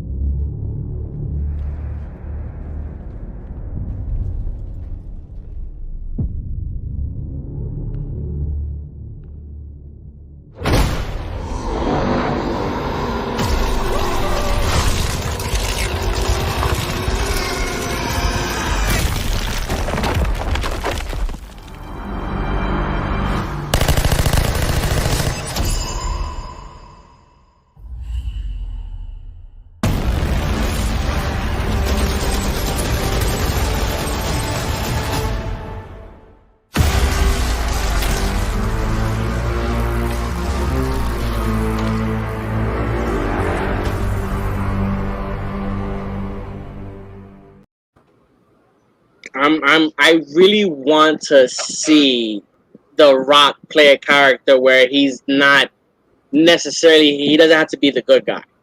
Mm-hmm. I'm guessing Black Adam is going to be like Venom in the sense where he's not going to be a full-on villain. He's going to be something like an anti-hero, anti-villain, or whatever the fuck you want to call it. But I am interested in seeing The Rock kind of let go and be a little more mean, a little more vicious. I want to really see him let loose. A disclaimer: that's the first time I saw that. That was the first time I saw that trailer. I didn't get to see it yesterday, so it looks pretty cool. I'm on the same boat as you. Like, I don't want this character to be a lighthearted version of what it's supposed to be. I want them to let him no jokes. Nah, you could do it. I don't want to see him tell jokes. I don't want to see him do something and then like break it up and have a one-liner. No, I don't want it to be Aquaman. I want him to fuck people up. You're gonna get that. I'm really hoping. I think you're gonna get that because I don't think the movie's gonna be rated R or anything like that. So sooner or later they're gonna have to keep it like lighthearted and in some way it's not gonna be as dark as we want it to be. I mean, I don't want it. It doesn't necessarily have to be rated R. I just don't want Black Adam to be family friendly. I mean, they gotta sell toys and they gotta sell all this shit and that shit. But they're gonna sell toys of Pattinson and Batman, and Pattinson doesn't look family friendly. I'm just hoping that it's not like that. You saw the Batman toys? I saw some of the Batman toys. They have Lego toys and shit. That's what I'm saying. So it comes with a guy, and you can snap his arm backwards. I'm. Oh fix shit! This. Oh, spaghetti-o. And then there were two. Let me put you up here. Yeah. So yeah, I mean that's what I'm expecting from Black Adam. I mean, The Rock has been wanting to play this character for so fucking long already. It's been years and years that he's been hinting on this. Yeah. I don't think we're gonna get Black Adam versus Superman. Eventually we're gonna get Black Adam versus Shazam, and I don't know tonally how that's gonna be if Black Adam is really dark. My theory with this character. I sound like an omnipotent god, bro. Like what the? It's like, yo, he's like. I sound like an omnipotent god because of my voice. I can hear like an echo. Yes. Oh, anyways, my theory with this character is that possibly it's like an alternate universe. Because how are you gonna swing the Justice League Society? Is that what they call it? The Justice Society? Not some shit like that. I know what you're talking about. Yeah, how are you gonna swing those characters being around at the same time? And time-wise, we saw guns, so I'm assuming either this is a movie set in the current time, or like I don't know the story details, but I'm assuming it's an alternate timeline. I don't think they're gonna have to have flashbacks and shit, you know, saying what the fuck, you know, his origins and shit. I don't know. I don't necessarily know if they're gonna do it like that. With the whole Flash shit and the jumping back and forth through the multiverses, like DC could do anything. For me, I don't even need him to fight Shazam. If I'm really honest, I just want a good story. Just give me a good Black Adam story. I'm not even a big fan of the character. It wasn't until recently, into like the Injustice games, and it wasn't even an Injustice game. I think it was DC Online when they released the trailer and fucking Shazam and Black Adam popped out. So it wasn't until recently that I became a fan of the character of Black Adam. So to be honest, if you don't give me Black Adam versus Shazam, I'm okay. Just give me a single good movie. Just give me a good Black Adam story, and if it's really good, I'll be happy. I don't like I said, we don't need to mix all these characters. For me, in my book, I don't need to see everybody join together. This ain't Marvel. That's fair. It's going to cross over inevitablemente, but yeah, it's going to cross over inevitably. Pero por lo menos por esta película, it's just going to be him in the Justice League Society, the Justice Society of America. Perdóname. How do you think it?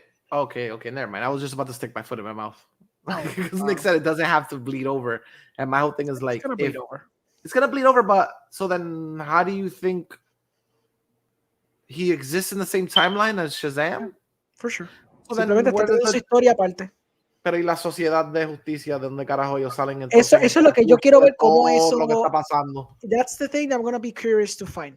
Either esto pasa en los 50, like the current narrative pasa en los 50, entonces that we have Justice Society en los 50, or pasa en tiempos presentes and it's the forming of the Justice Society for the first time ever, while Black Adam exists for the first time in the current timeline de ahora mismo. Porque he does exist in the past. He's an immortal being, como Shazam proper. Yeah, he's encarcelado, right? That's he's basically a slave. It's like not Magellan. It's the other. What's the? Who knows? Maybe what we saw in the teaser is the end of the movie. No. Es que ya hay concept art y lo que estaba The Rock diciendo es que él va primero a dar su narrativa del pasado when he was enslaved in Egypt y toda la mierda. Like el origin story que tiene Black Adam proper, where they're gonna do that, pero entonces van a dar el anti-hero approach, que es el que tú ves ya más para New 52. Entonces it's gonna kind of like blend both y pues and he's gonna make him anti-hero porque obviamente you need someone to root for y entonces él va a estar con el Justice Society. That's gonna be the yeah. That's what I'm saying. I don't know because I would really like to see The Rock just really unleashed. Like I was saying, no jokes. I don't want to see him tell any joke. I don't want to see him to be like Shazam. I really want to see him be the opposite. For me, it's just where do you go if you make a Black Adam movie like that tonally? where do you go when you put them against Shazam? Because there's like so opposite. Is that Black Adam 2? Is that Shazam 3? Like that movie of them two going against each other, if they make Black Adam really dark, I don't know tonally how it will work if they make it family friendly. Because I don't want Black Adam to be family friendly. See, no, clearly that teaser kind of sets the idea that it's not going to be. Open. Yeah. All right, so from here, let's go into the Flash. Vamos allá.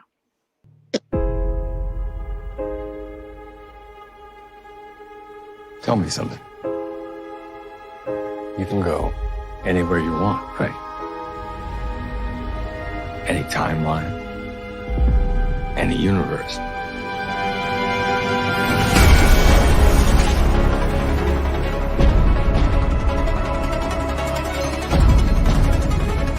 Why do you want to stay and fight to save this one? You changed the future. And you changed the past.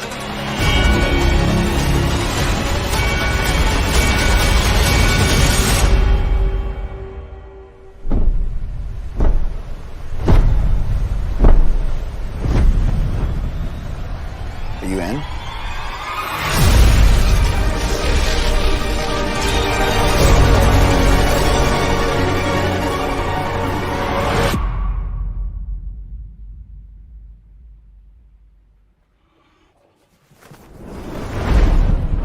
Holy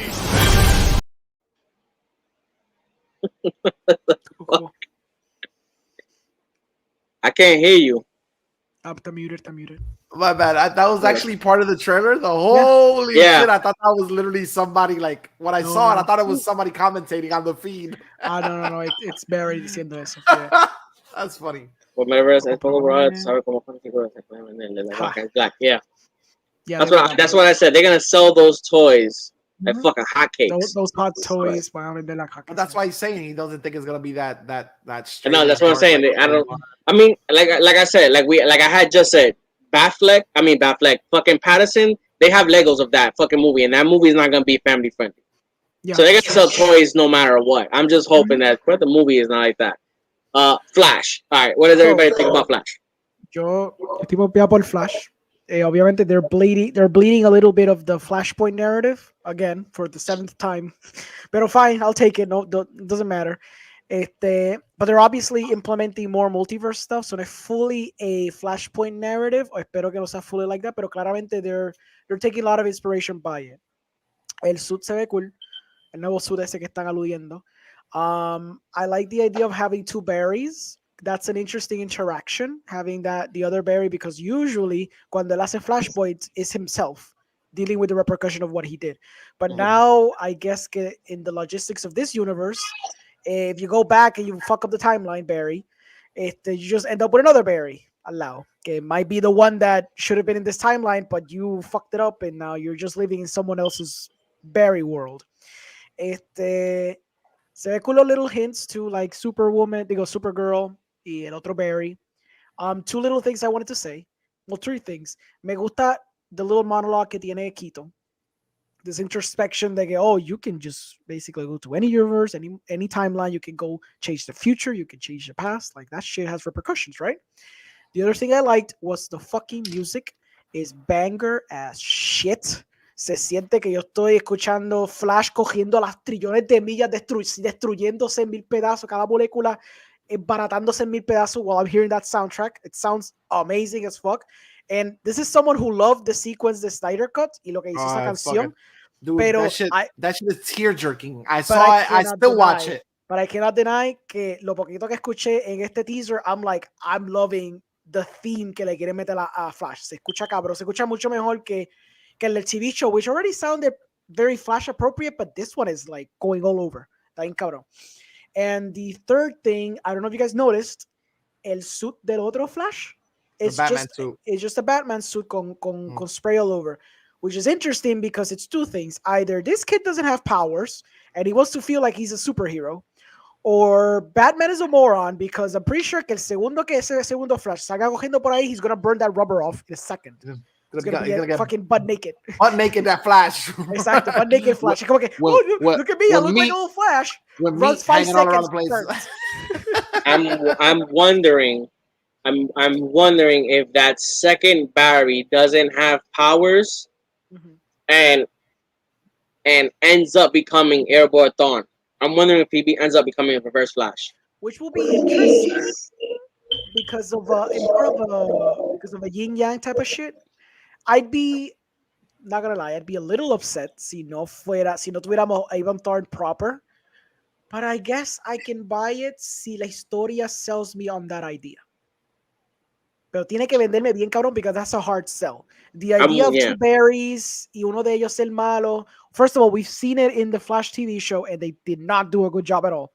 So they gotta sell me well on that idea. Porque si no, it's hard. It's hard to sell you on the best Flash villain being yourself, which poetically could be very interesting. Like I said, they have to really know how to sell you. That's why. And when they did the whole Savitar shit, it felt really like when it was first revealed, I was like, oh shit, this like sounds interesting. I'm like, wow, maybe it could work. I like his face and he's a little burnt. Like, oh shit. But then it just it didn't work. It didn't work out. But I mean, they saw what they did. They saw their mistakes. Maybe it'd be interesting to see a Barry versus Barry fight in here. You see that he looks like he walks into the house and he sees that his mother's still alive. So I'm interested in how those interactions are gonna happen. Maybe his father is not in jail. I don't know what that. It looked like it was the Batman cowl with some drips of blood on the floor. I'm interested. I don't know what that means. Is that Barry took because he doesn't have the cowl on when he has that outfit. So I'm very interested. There was a lot of little things in there that piqued my interest in this. How about you, Mick? I like this. I want to say that I'm still like the one thing I keep on asking myself is who the fuck was behind those leaked images. Who was behind the little mystery box in the leaked images from those stills? Remember, it had like a mystery character. I think the mystery character, honestamente, is the other Flash. Really? I think in the end it just ended up being the other Flash. Yeah, I think so. That's my gut feeling. Porque I've seen some other behind the scenes y ese Flash sale par de veces. It would make sense though too, because if they're in the Batmobile, one of the guys is blacked out. So it would be Barry. And you see him in the Batcave, like who else is he gonna be? It can't be another character. Ahora, ¿por qué mantenerlo with a spoiler tag? Is interesting because they didn't bother hiding him out here. They just fully showed him. Yeah. They didn't give a fuck. So either he's not that important or maybe he's important contextually. Yo no sé. Hay algo raro ahí. Hay algo extraño. And it would be weird. I mean, if they put Batfleck, like it would be weird if it was Batfleck under there with everybody already knowing that he's part of the movie. Exacto.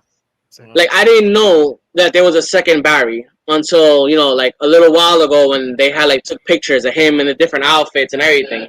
But you knew going into it that we were going to get Michael Keaton and Ben Affleck as Batman. Unless this is going to be like a fucking amazing costume that we haven't seen before, then it doesn't really make sense to hide. Can I ask you a question? The long-haired Barry, does it not remind you of when they did in BVS and they showed it for the first time? He didn't have the short hair. He had long hair. But his hair was different though. Yes. Like here, he has it up to here, like curled hair. In the BVS, he had a ponytail. He had Orengo's hair. It was this, and he had a ponytail. He had weird hobo hair. No, it's true. He did look like a hobo in BVS. I was gonna defend you and go more of the celestial route, like Jesus hair. But okay, you went the hobo. Well, Jesus was a hobo. Well, you can do that too. Yeah, very true. Very true. Very true. Perspective. All about perspective, right? Jesus had a fucking gang, bro. We talking about he was squatted up. That's true. All right, before we get any more blasphemous, let's just jump to the next trailer. All right, ladies and gentlemen, the nitty gritty is here. Let's get into the last trailer, which is the Batman.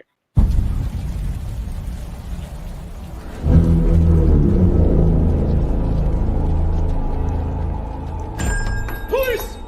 Hands up!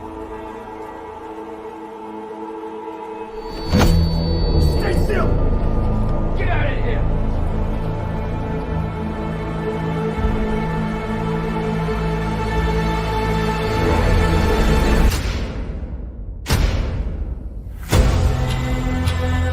Fear is a tool. But when that light hits the sky, it's not just a call. It's a warning.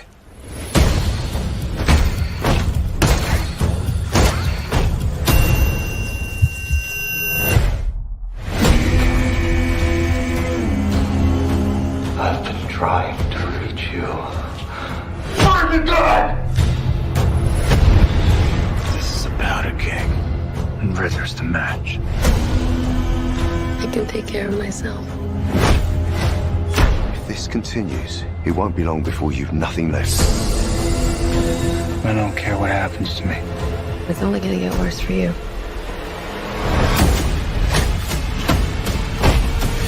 Whoa! Take it easy, sweetheart. Hear everything they say, ain't you? Maybe we're not so different. Who are you under there?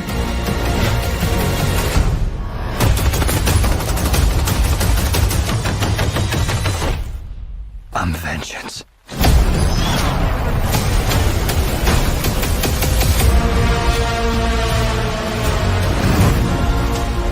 What's black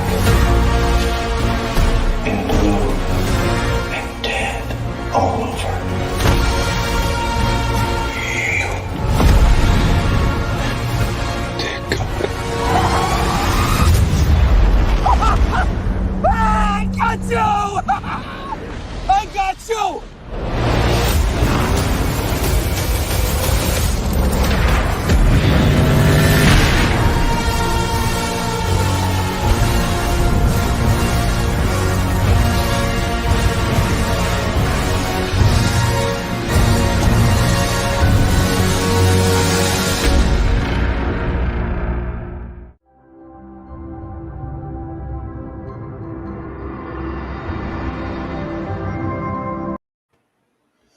The fuck? I'm not even gonna lie. So I had this I need a conversation. Kleenex. What? I'm sorry. Go ahead. I'll get into my shit after. I ain't gonna fucking lie. Like I was giddy the way the trailer ends. Oh, it's like, oh my god! And it's all up in the fucking feels. It's tickling my balls right now. That trailer. The only issue I have. Say in the words of Orengo. That shit me voló el bicho. That shit me voló el bicho, yo. I can't help it, bro. Like I love from. Okay, I'll tell you where I love the way they're showing you Paul Dano in the beginning. There's some beats where I'm just like, why the fuck did you fucking put that in the trailer? Like, I want this thing to be its own thing. Like, don't show me shit that kind of looks similar to something else. The whole scene with the interrogation, I was just like, ugh. And the scene with the nightclub, I'm like, don't put that in the fucking trailer. Let it be in the movie, but don't put that in the trailer because right off the bat, that identifies shit from a previous movie. They're way too similar to me. For me, they're not that similar. Other than that, that fucking trailer is awesome. Like, other than that, that trailer is ridiculous. Bro, that shit. Colin Farrell. Like, bro, what the bro? Ese Robert De Niro impression. I got you. Bro. Channeling ahí. Oh my god. That shit, but like that ending is how you say it. It's the most obvious thing. Everybody knows that car is about to fly out that fucking fire. And even knowing that that's about to happen didn't take shit away from it. I was still. It's that Chappelle line. It's that Chappelle line. I got this fucking punchline. Here's a punchline, and I'm still gonna give it to you, and it's still gonna blow your fucking mind. Like, bro, like yo, you knew that car was right about to fly out of that fucking fire. That trailer for me was fucking disgusting. I like everything about it. Like for me, okay, the scene in the club is reminiscent of Christopher Nolan, but aesthetically, I didn't see it to be so similar. The interrogation scene is different. For me, it's gonna have a totally different feel. I don't think it's going to land the way the Dark Knight interrogation scene was. I love how you can see and I think Batfleck explored it, but didn't get into it too deep. Like you see, fucking Patterson actually hurt these people, and he looks like he's enjoying it. Like when he's grabbing this guy's throat and electric, he literally looks like he's not just fighting crime to stop him. No, he looks like he's getting enjoyment from doing that. When he's beating the shit out the guy and Catwoman is looking at him, she's like, I think you're going a little too far. Like he's down, son. You could chill for a minute. He's like, nah, fuck that. Let's get a couple more punches in. Like he looks like he's actually enjoying the hurting of these people. Like what I got from that was like he's constantly teetering on the edge of crossing that threshold of being not just the person that defends, but being the person that kills. You know what I mean? Like Se nota. You know, the scene with where he's tasing the guy. You actually see like as if the skin's starting to burn. Y tú ves la cara como que, oh shit, como que pasé un poquito. Fuck, I almost burnt the skin on the dude. And the character feels so. Again, I'm assuming that this is like a origin story, right? Year two. So he's still, from what I can tell, he still has like this fucking air of like not quite calculating the situation. Yes, he's going guns blazing in every situation. Exactly. He feels more like he. We can talk about that. Yeah. Like I'm gonna say, he still has a little bit of like an arrogance to his character, which an arrogance to the situations where I hope that as the time goes on, he's gonna learn from that, like what it can cost him. You know what I mean? I mean, they look like they talk about that. Like he's like, I don't care what happens to me. Exactly. He's going so balls deep. Yeah, but he's not even like thinking about his own well-being, about anything. He just wants to get the job done, and because of that, he's going guns blazing. He's not thinking things through. He's very brash. He's very irresponsible. I mean, cabrón, if the point, assuming the point is to like say, let's say that the scene was that he's going to interrogate the Penguin, the fact that he almost like fucking brutally punches the shit out of him and then rams his car without knowing if he's gonna like survive, because he could have just nailed and freaking killed Penguin right then and there. I kept it moving, caught the green light. Exactly. I guess I killed the mafia boss. Let me just keep finding someone else to talk to. Okay. That shows how brazen and how irresponsible he's being in everything that he's doing. And the way I took it was like, he's talking about like, I don't give a shit what happens to me, but he's gonna learn about, like, I felt like what they were trying to convey is like, it's not that you just don't care about what happens to you, but your actions have repercussions. Even though you come out fine, people will come out unscathed. I mean, people will not come out unscathed because of your actions. You know what I mean? Y también es el elemento de meeting, like, resolving everything with brute force, but encountering a problem that requires intellect. Like the Riddler, where it's like, you know, I was hoping you'd find me, and all he wanted to do was punch him in the fucking face, and he can't even do that. Es como que you're clearly not. Es como lo de. Fine. Eso sí es una cosa que me parecía Nolan. Wow, you're gonna go that deep with the fucking interrogation scene? Yes. Fuck me, I didn't see it that way. Now I really like the goddamn interrogation scene. But I like the interrogation. Claro, to be fair, te la tengo que dar. Sí, es reminiscent de la misma. Parece ser que tiene la misma dinámica de Joker with Batman de Nolan, where there's this element of pero aquí se siente más literal, because si tu herramienta es fuerza bruta, tú estás en una situación where I've literally disarmed you. Aquí es más así porque por lo menos el de Nolan, he was a little more controlled. He tried to analyze the situations. Claro, tenía 1000 máquinas porque le hacían el trabajo por él como si fuera Adam West, pero he was at least trying to analyze what's happening.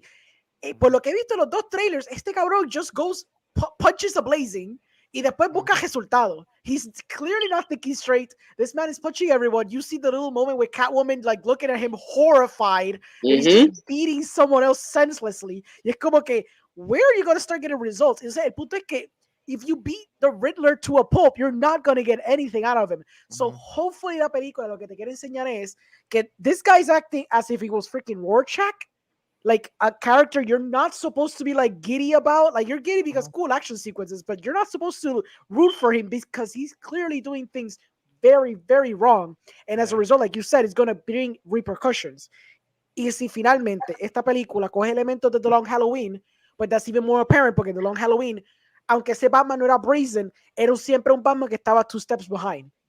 So maybe here, the way that he's behind es que él decide un approach because, like you said, he's being cocky, he's not thinking straight, and that's going to be his downfall. Al punto que he's going to have to stop and reevaluate his methodology as being Batman. Yeah. Hopefully. And then I keep on thinking about the interrogation scene. Yeah. Batman was already established as an ally or somewhat of an ally to the police force. So that's why they give him access to the assailant. Here, the police don't fucking trust him. They're like, you want to interrogate him? You interrogate him just the same way everybody else interrogates him, or whatever. Or talk to this person behind a fucking glass. You don't get to touch We wouldn't trust you. You're gonna punch someone else again. I feel like that scene is gonna come after the scene in the first trailer when he actually grabs him. When he probably grabs him. Then they say, "Yo, we can't let you in.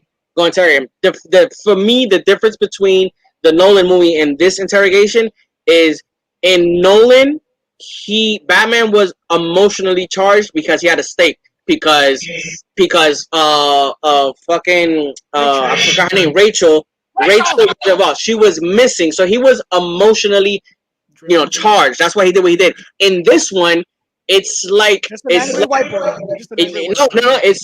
kind of like an insult to his intelligence. It's like when you're playing a game with your best friend or whatever, and your best friend is whooping your ass, and you're like getting so fucking mad that you can't do anything about it.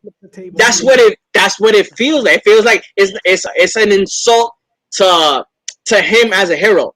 Like he's getting mad that he can't do anything about it, and then everything he says, the Riddler just probably turns it on his head, and it's just getting him more angry, and he just wants to fuck him up because of that. That's why for me, the Nolan one is different, because the Nolan is not about. It wasn't about intelligence. It's at that moment he really only wanted Rachel. He was emotionally charged because that was the love of his life, and he had no idea what the Joker was doing with him. Incluso el tema de Dark Knight is not even intelligence, it's chaos, and how you can't rationalize chaos, porque Christian Bale tried to rationalize the Joker. He tried to approach it in an intellectual manner, tratando de, irse por encima de los planes, but that shit wasn't working. He tried being aggressive. That wasn't working. So in the end, the Joker technically won because he did get what he wanted. He got Two-Face to turn against what his beliefs were. En este approach es diferente. It's more of an intellectual battle versus someone who's obviously just using brute force. Yeah, that's why you see the frustration. That's what it like. Yeah. He just looks frustrated, and that's why he wants to beat the shit out of him. Yeah. What's the release date on this? Marzo 4, creo que era. This of 2022. Yes. Told you, bro. Ya mismo. Oh, March can't come enough soon enough. Truly. Yeah. Oh my God. So was this what you enjoyed the most? What you're most hyped from DC Fandome? Almost Fuck no, bro. Hell no. Of course not, dude. You're gonna tell me that you guys weren't hyped to see that they're gonna give another season of Pennyworth. Come on. Cuando dijeron eso de Pennyworth. Okay, but wait, let's talk that for like a minute. It's interesting that they're giving a season 3 to a show that literally nobody's watching. It's on Crackle, bro. It's free. Lo movieron para HBO Max para este season, which para mí lo que significa es que Disney está tan starved for content de DC que they're willing to grab even the shit that nobody's watching, pero como ya está en producción, ya los contratos están, it's easier to just keep a show going than having to do a new show. ¿Me entiende? It's more complicated because you need to get a whole crew, you need to get your actors, you need the contracts in place. Versus un show que was dying, like 10 gatos lo ven, and they're like, we can renew this. Everyone's there. Give them more money. Let's just put it in HBO Max. We'll just have content. And it's just literally content. Que alguien lo vea o no, whatever. Porque tú crees que they renewed Titans, although people do see Titans. No. But why do you think they renewed Doom Patrol? Y que conste, they renewed it. A lo último del panel, el mismo host dijo, I don't know. Yes. Al final del panel, el host viene y dice, by the way, guys, I don't know if you've seen Doom Patrol. It's a wacky show. You all should see it, HBO Max. The host was selling you on the stupid show because they know nobody watches it. Damn. And I watch it and I love it, but I know no one watches the show. So there's so much Batman related shows coming to HBO Max. It's crazy. You got Pennyworth, Batgirl, the GCPD, the Penguin shit. Like, I'm gonna be honest with you. I think you guys should choose another favorite besides this because I feel like it's an unfair fight. Okay. Like any Yeah, okay, that's good. I'm Black Adam. I said it from the beginning. Black Adam. Yeah, but I just think it's unfair because any fucking situation where you put something so established as Batman and there's a new movie coming out, everybody's gonna be like, "That was my favorite out of the whole." True, It's like the iPod product of the fucking superhero. Like, what about you? Batman. Fuck everybody. I just said Batman. You're such a piece of shit. You're such a piece of shit. I swear. Beautiful hypocrisy. I just wanted me to be the one to say it. Screw you all. Fucking guy. But you know what? Screw you, because my movie has 2 Batmans. And a Supergirl and 2 Flashes, or a Flash and a half, whatever you choose. Well, here in actual Tasteville, we go for quality, not quantity. All right, not here. While you watch your movie eating popcorn, I'll be watching mine with my pinky up. No, with my truffle popcorn. Truffle butter on the fucking popcorn. The only thing that I found fucking funny, and it was something stupid. It was something stupid too about the trailer. Was this nigga was just in a diner, just drawing question mark in his fucking coffee. I was like, why look like that? What if I told you he's so sadistic that wasn't his coffee? Oh. that wasn't his. Was coffee. sitting for somebody. He took somebody. He took the same finger he scratched his ass with and was like, and then he went like this. He looked in their eyes and went, boop. Delicious. Like that. But yeah. Yeah. The real question is, did I scratch my ass with this finger? But I'm very interested on how the first trailer was very Riddler heavy, and this one had little bits and pieces of it. Like, I think it's just at that point in time when that trailer came out, I don't think they had a lot of footage edited already. See, to release a lot. 25% apparently of the movie. That's what I'm saying. They didn't have a huge chunk to really go into editing a fucking teaser, so they just did what they had. Do we think this? Do you guys think? And I think Metaverse alluded to that in one of the questions. Do you think this Riddler is a straight up Riddler, or it's an amalgamation of another character with Riddler? Hush and Riddler? Puede ser, porque es verdad como él dice, it does feel very hushy. Pero también it feels like I don't think it's Hush. It feels very the Holiday Killer, que era el que sale en Long Halloween. Okay. I feel que Matt Reeves se bailó un viaje mezclando. This is my take. My assumption es lo siguiente. I think they're going to mezclar the Long Halloween and a little bit of the Court of Owls. I don't think the Court of Owls will be present, pero yo creo que la idea de esta my nipples society, are so hard about that idea. Like actually having it in the movie. I think the idea of the mystery behind his parents, the idea of the sins of the past, y yo creo que the high society in Gotham, mezclado con lo que pasa con la mafia en los aspectos de Long Halloween, yo creo que that's going to be the basis. Yo creo que por eso es que sale tanto Catwoman, because I think they're going to play with the idea de que ella es la hija de John Turturro's character. Y yo creo que entonces Penguin va a ser un mafioso, and I think entonces the Riddler is either killing high society people or he's killing mafia people. It's one of the two that he's doing. And I think entonces ahí es donde va a verse los sprinkles of the Long Halloween. Do any of those stories, because the one that sticks out the most to me with a certain dynamic is the one they did. I mean, I don't think they'll take that route, but do any one of those stories paint the Waynes as not so clean people? Yeah, in terms the Long of Halloween. The Long Halloween, okay. The Long Halloween, Wayne used dirty mafia money para hacer un hospital. Okay. So the Telltale's game basically has the same thing. They put Bruce in a dynamic where he's hunted these characters all his life, and he finds out that his parents basically were involved with the mob as well. Yes. Well, they are rich people, so jugando con esa dinámica de que no rich people is truly ever clean. The game per se is not one of my favorites, but that story aspect of that game, sí. I loved it very, very much. Really and it took you how Bruce is from an entitled family of dirty money, and you have this version of the Penguin in that game, and he also comes from dirty money, but he lived a totally opposite life. Exacto. Like, you know what I mean? It's very, very dope. So we'll see, pero definitivamente le tengo fe a Matt Reeves de que, yo no sé, tú estás hablando de que esta película se va a caer. I feel que si hay una película que por lo menos there's at least an attempt. Let's even give the sake of the argument de la película cuando salga es una mierda.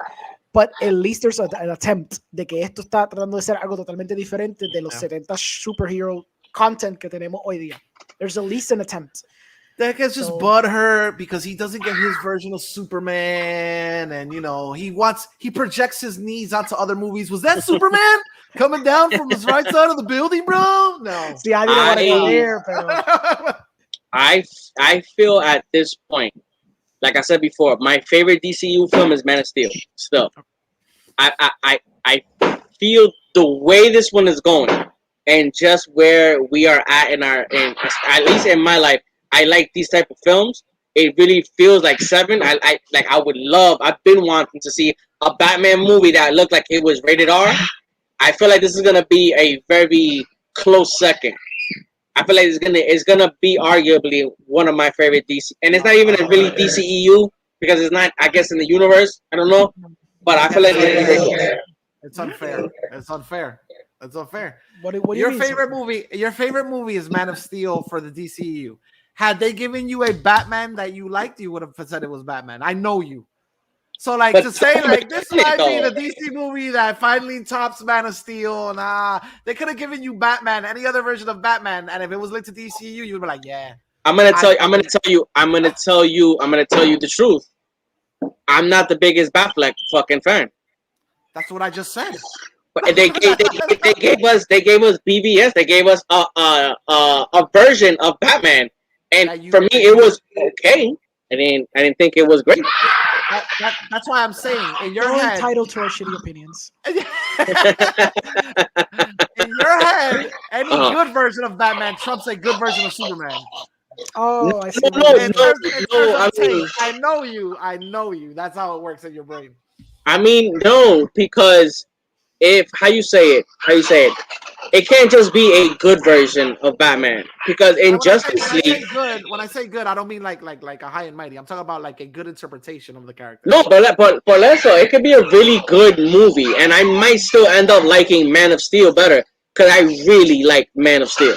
Okay. Like I really enjoyed that movie, because it reminded me of what is it? The Earth One series. Remember when the Earth One series came out with Superman? Yeah. It reminded me of that, and I was a big fan of that book. So that's what I'm saying. Patterson, this feels like it's gonna be a really enjoyable take on the movie. I feel like I'm gonna like it stylistically. It looks really dope. I'm really feeling it. I don't know if I'm gonna like it better than Man of Steel. Like for me, I really like Aquaman. I'm really hyped for Black Adam. I said that shit. I'm really hyped for Black Adam. We'll see. Mm-hmm. Awesome. Yeah. Your favorite so far? Bueno, obviamente fue de Flash. Pero me dijiste que no mintiera. No. I'm talking about established movies that came out already. So, is this a top contender to knock your favorite one off? Okay, ¿tú quieres decirme within the DCU continuity or just DC movies in general? Porque hay una diferencia. Específicamente with this one, which is technically not unido. That's what I'm saying. It's not. So DCU. Where's my barometer? From your barometer is from the DCU forward. DCU forward. Es que my fight is either Snyder Cut or BVS because I really like BVS. Okay. I know that's polarizing as hell, pero I can defend ours. I like BVS and I constantly get my nuts handed to me for fucking liking it. So no, I think it's my favorite one or the Snyder Cut, depending. Pero I will defend to the end of the days at BVS. So mine is Man of Steel and then the Snyder Cut. Okay. Cool. I'm like, I fucking really love Man of Steel. Like even everything about that movie is really, really good.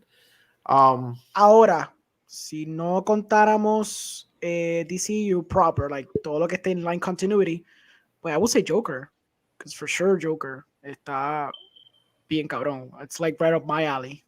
Pero pues, como me estás diciendo DCU, pues me estoy dando ya en continuity. Yeah, but I said from DCU forward. So pues for sure Joker. Sí. Okay. All right. I'm gonna have to go with Nick. I think Man of Steel and then close second would have to be Joker and then Snyder Cut. It's that Joker for me was just like it was something so different to me in terms of taking an IP and going in such a crazy direction. Like you could, I love it that it's named after a property, but I could literally watch that movie with no link whatsoever to anything. Clown Man, the movie. Exactly. The comedian, the movie, and I still fucking love it. You know what I mean? Yeah. Like, so. The king of comedy, perhaps? Yeah, I know. Taxi Driver, perhaps? No, but Taxi Driver's garbage and dribble. So we don't like that movie. I'll fight anybody.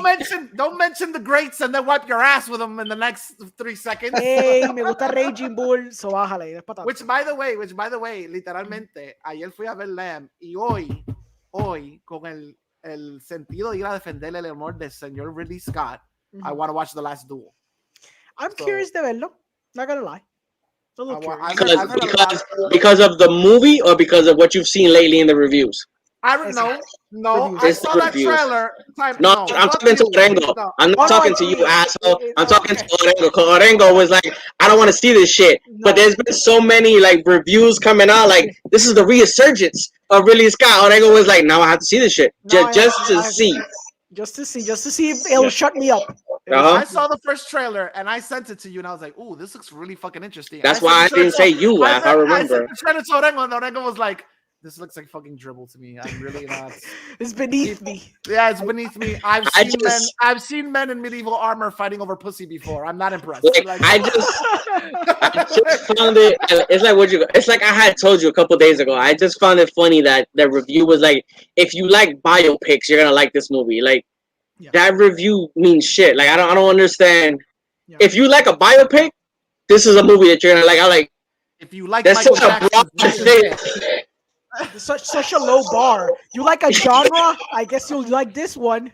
Like what the fuck? If you like Britney Spears, what's wrong with Britney? Then you will like. The Last Duel. Anyway, yeah, that's it for today, guys. DC Fandome had a lot of dope shit. At that time when it was live, we were doing the D&D shit, so we didn't get to see it live. But it actually had a lot of good. It was very teaserish. There was a lot of shit that felt like it was 20 seconds or less, but it was a lot of dope shit. I'll tell you what, I give them credit and I give them my respect because the first one, to me, I didn't expect it to like it as much as I did. Mm-hmm. And everything that came out of this one, like, dude, I gotta give them credit. Like, they make ripples in the pond when they do these things. It's not a throwaway. Like, what is it? The Netflix one? Their little fucking thing or whatever. Like, in the grand scheme of things, yeah, to them in grand scheme of things, it's forgettable. This, I feel like we'll be waiting for their projects for time to come. Like, we're gonna be amped. You know what I mean? But also, I mean, these are things that we grew up with, so we're been hyped for DC content. Like Netflix is a bunch of shit that we've never heard of. Batman, we were born with fucking Batman. We were born with Flash. Like, but they have established IP. The thing is, yo creo que cosas como cons y cosas así, conventions, cosas que están para hypear un fandom está pendiente. I think que the problem con Netflix es que aunque ellos tienen established IPs, no es que no tengan el fandom, porque lo tiene, obviamente mira los fucking números. It's the thing that people, because it's geared towards more just normal people who just see whatever's on Netflix, they're not going to be like hyped up to see a con de lo que viene próximamente. They're just going to wake up one day, un viernes, be like, oh, está, Stranger Things Season 4, honey, let's go see it. Click, it's play, ¿me entiendes? Exactly. They're not like hype 5 meses antes de, oh my God, and to them, they're going to present like 7 seconds of 11. Like, no. Like, that's why I think, no fue un misfire because we got some information out of it, pero yo creo que para it's not the same audience. Exacto. Para DC, para Disney, those type of audiences, we're going to be like super pegado, like eating up like morsels anything they give us because we just want to have that information. Pero para otra gente, they're going to be like, oh, cuando llegue, llega. Yeah, that's what I'm saying. When is Disney? Disney's coming out, what, November 12th? Why can't you just let them fucking have their moment, bro? Like, Okay. Like, why can't you just let DC? It's you. Why can't you just let DC have their fucking moment? Why did you have to throw Disney's Con into the fucking argument now? Like, God damn it, bro. Like, why did you shit on Netflix? It's part of the fucking cover. We're talking about cons, bro. Because Netflix didn't take anything away from DC's fucking thing. Netflix looks in Disney is not taking anything away. You're still hyped for Batman. I said Disney. Did you go, oh, fuck Batman? No, you didn't. You're still hyped for Batman. I'm still hyped for Black Adam. I feel like the fucking comparison is just like you can't let them fucking win one without being, oh, the fucking Disney and Marvel have like. I never mentioned fucking Marvel. All I said was Disney's Con is coming. There's a lot of different content that they're going to be bringing to the plate. Of course, I'm so looking forward to the sequel to Cinderella for fucking Disney Plus. Like, that's great. That's great. You as a fucking 34-year-old man, but Disney is for kids, so there's gonna be a lot of fucking kids that are gonna be hyped with the shit.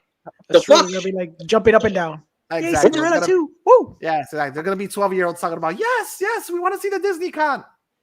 That shit is to sell property to older demographics like us. The Star Wars and the Marvel. There's not a single thing and that con that younger kids will be tuning in for. But it's el Investors Day. Es el Investors Day, porque el Investors Day is actually for investors, not even for us. Lo que pasa es que lo diseñaron, le hicieron un double whammy para que entonces nosotros tengamos algo para ver también. Pero we don't know, because when you and me were 13 years old, if they would have had something like I did that. I took him this that we could just go on YouTube and yeah. Oh, it looks like Disney's cutting into your opinion there, buddy. Fucker. Disney cut up to your opinion a little bit. It looks like they don't appreciate your sass. Yeah. This fucking shit, yo. I swear I'm fucking it's all right. this fucking laptop. You're good. You're good. Since you couldn't completely get your thought out, you're wrong. Okay, so closing the podcast out. Fuck you. Where you can find us. Where you can find each and every one of us, Orengo. Let them know. You can find me here with you guys en After School Club, también en Cine Nerds. También puedes conseguir en The Movie Guy, los martes y jueves. Although esta noche vamos a también hablar del DC Fandome, so voy a vomitar todo lo que acabo de decir ahorita. También en Cine Nerds, if you guys saw, en Cinemas Podcast, if you guys saw Halloween Kills, pues entonces puedes ver ahí también discutiendo sobre la movie, lo que pensé y qué sé yo. You make it sound like it got ugly. No. It got really tense. It got interesting. It was interesting. También puedes conseguir en Subtitles Required. También puedes conseguir en Cardboard Cave con John. Y aparte de eso, you can Google me. Google my name.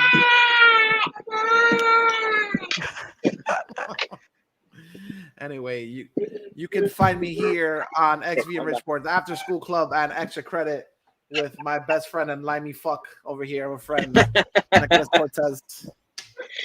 All right, guys. So yeah, XV and Richport. We're on the gram. We're on Facebook, Twitter, YouTube, and Twitch. So you can catch us every Sunday at 1:00, Wednesdays at 8, and every other Saturday we got Cine Nerds also at around 8:30. So until then, we will see you guys on Wednesday on Extra Credit. So it's deuces. Hope you guys enjoy the rest of your week. And let me find that fucking outro. Here we go.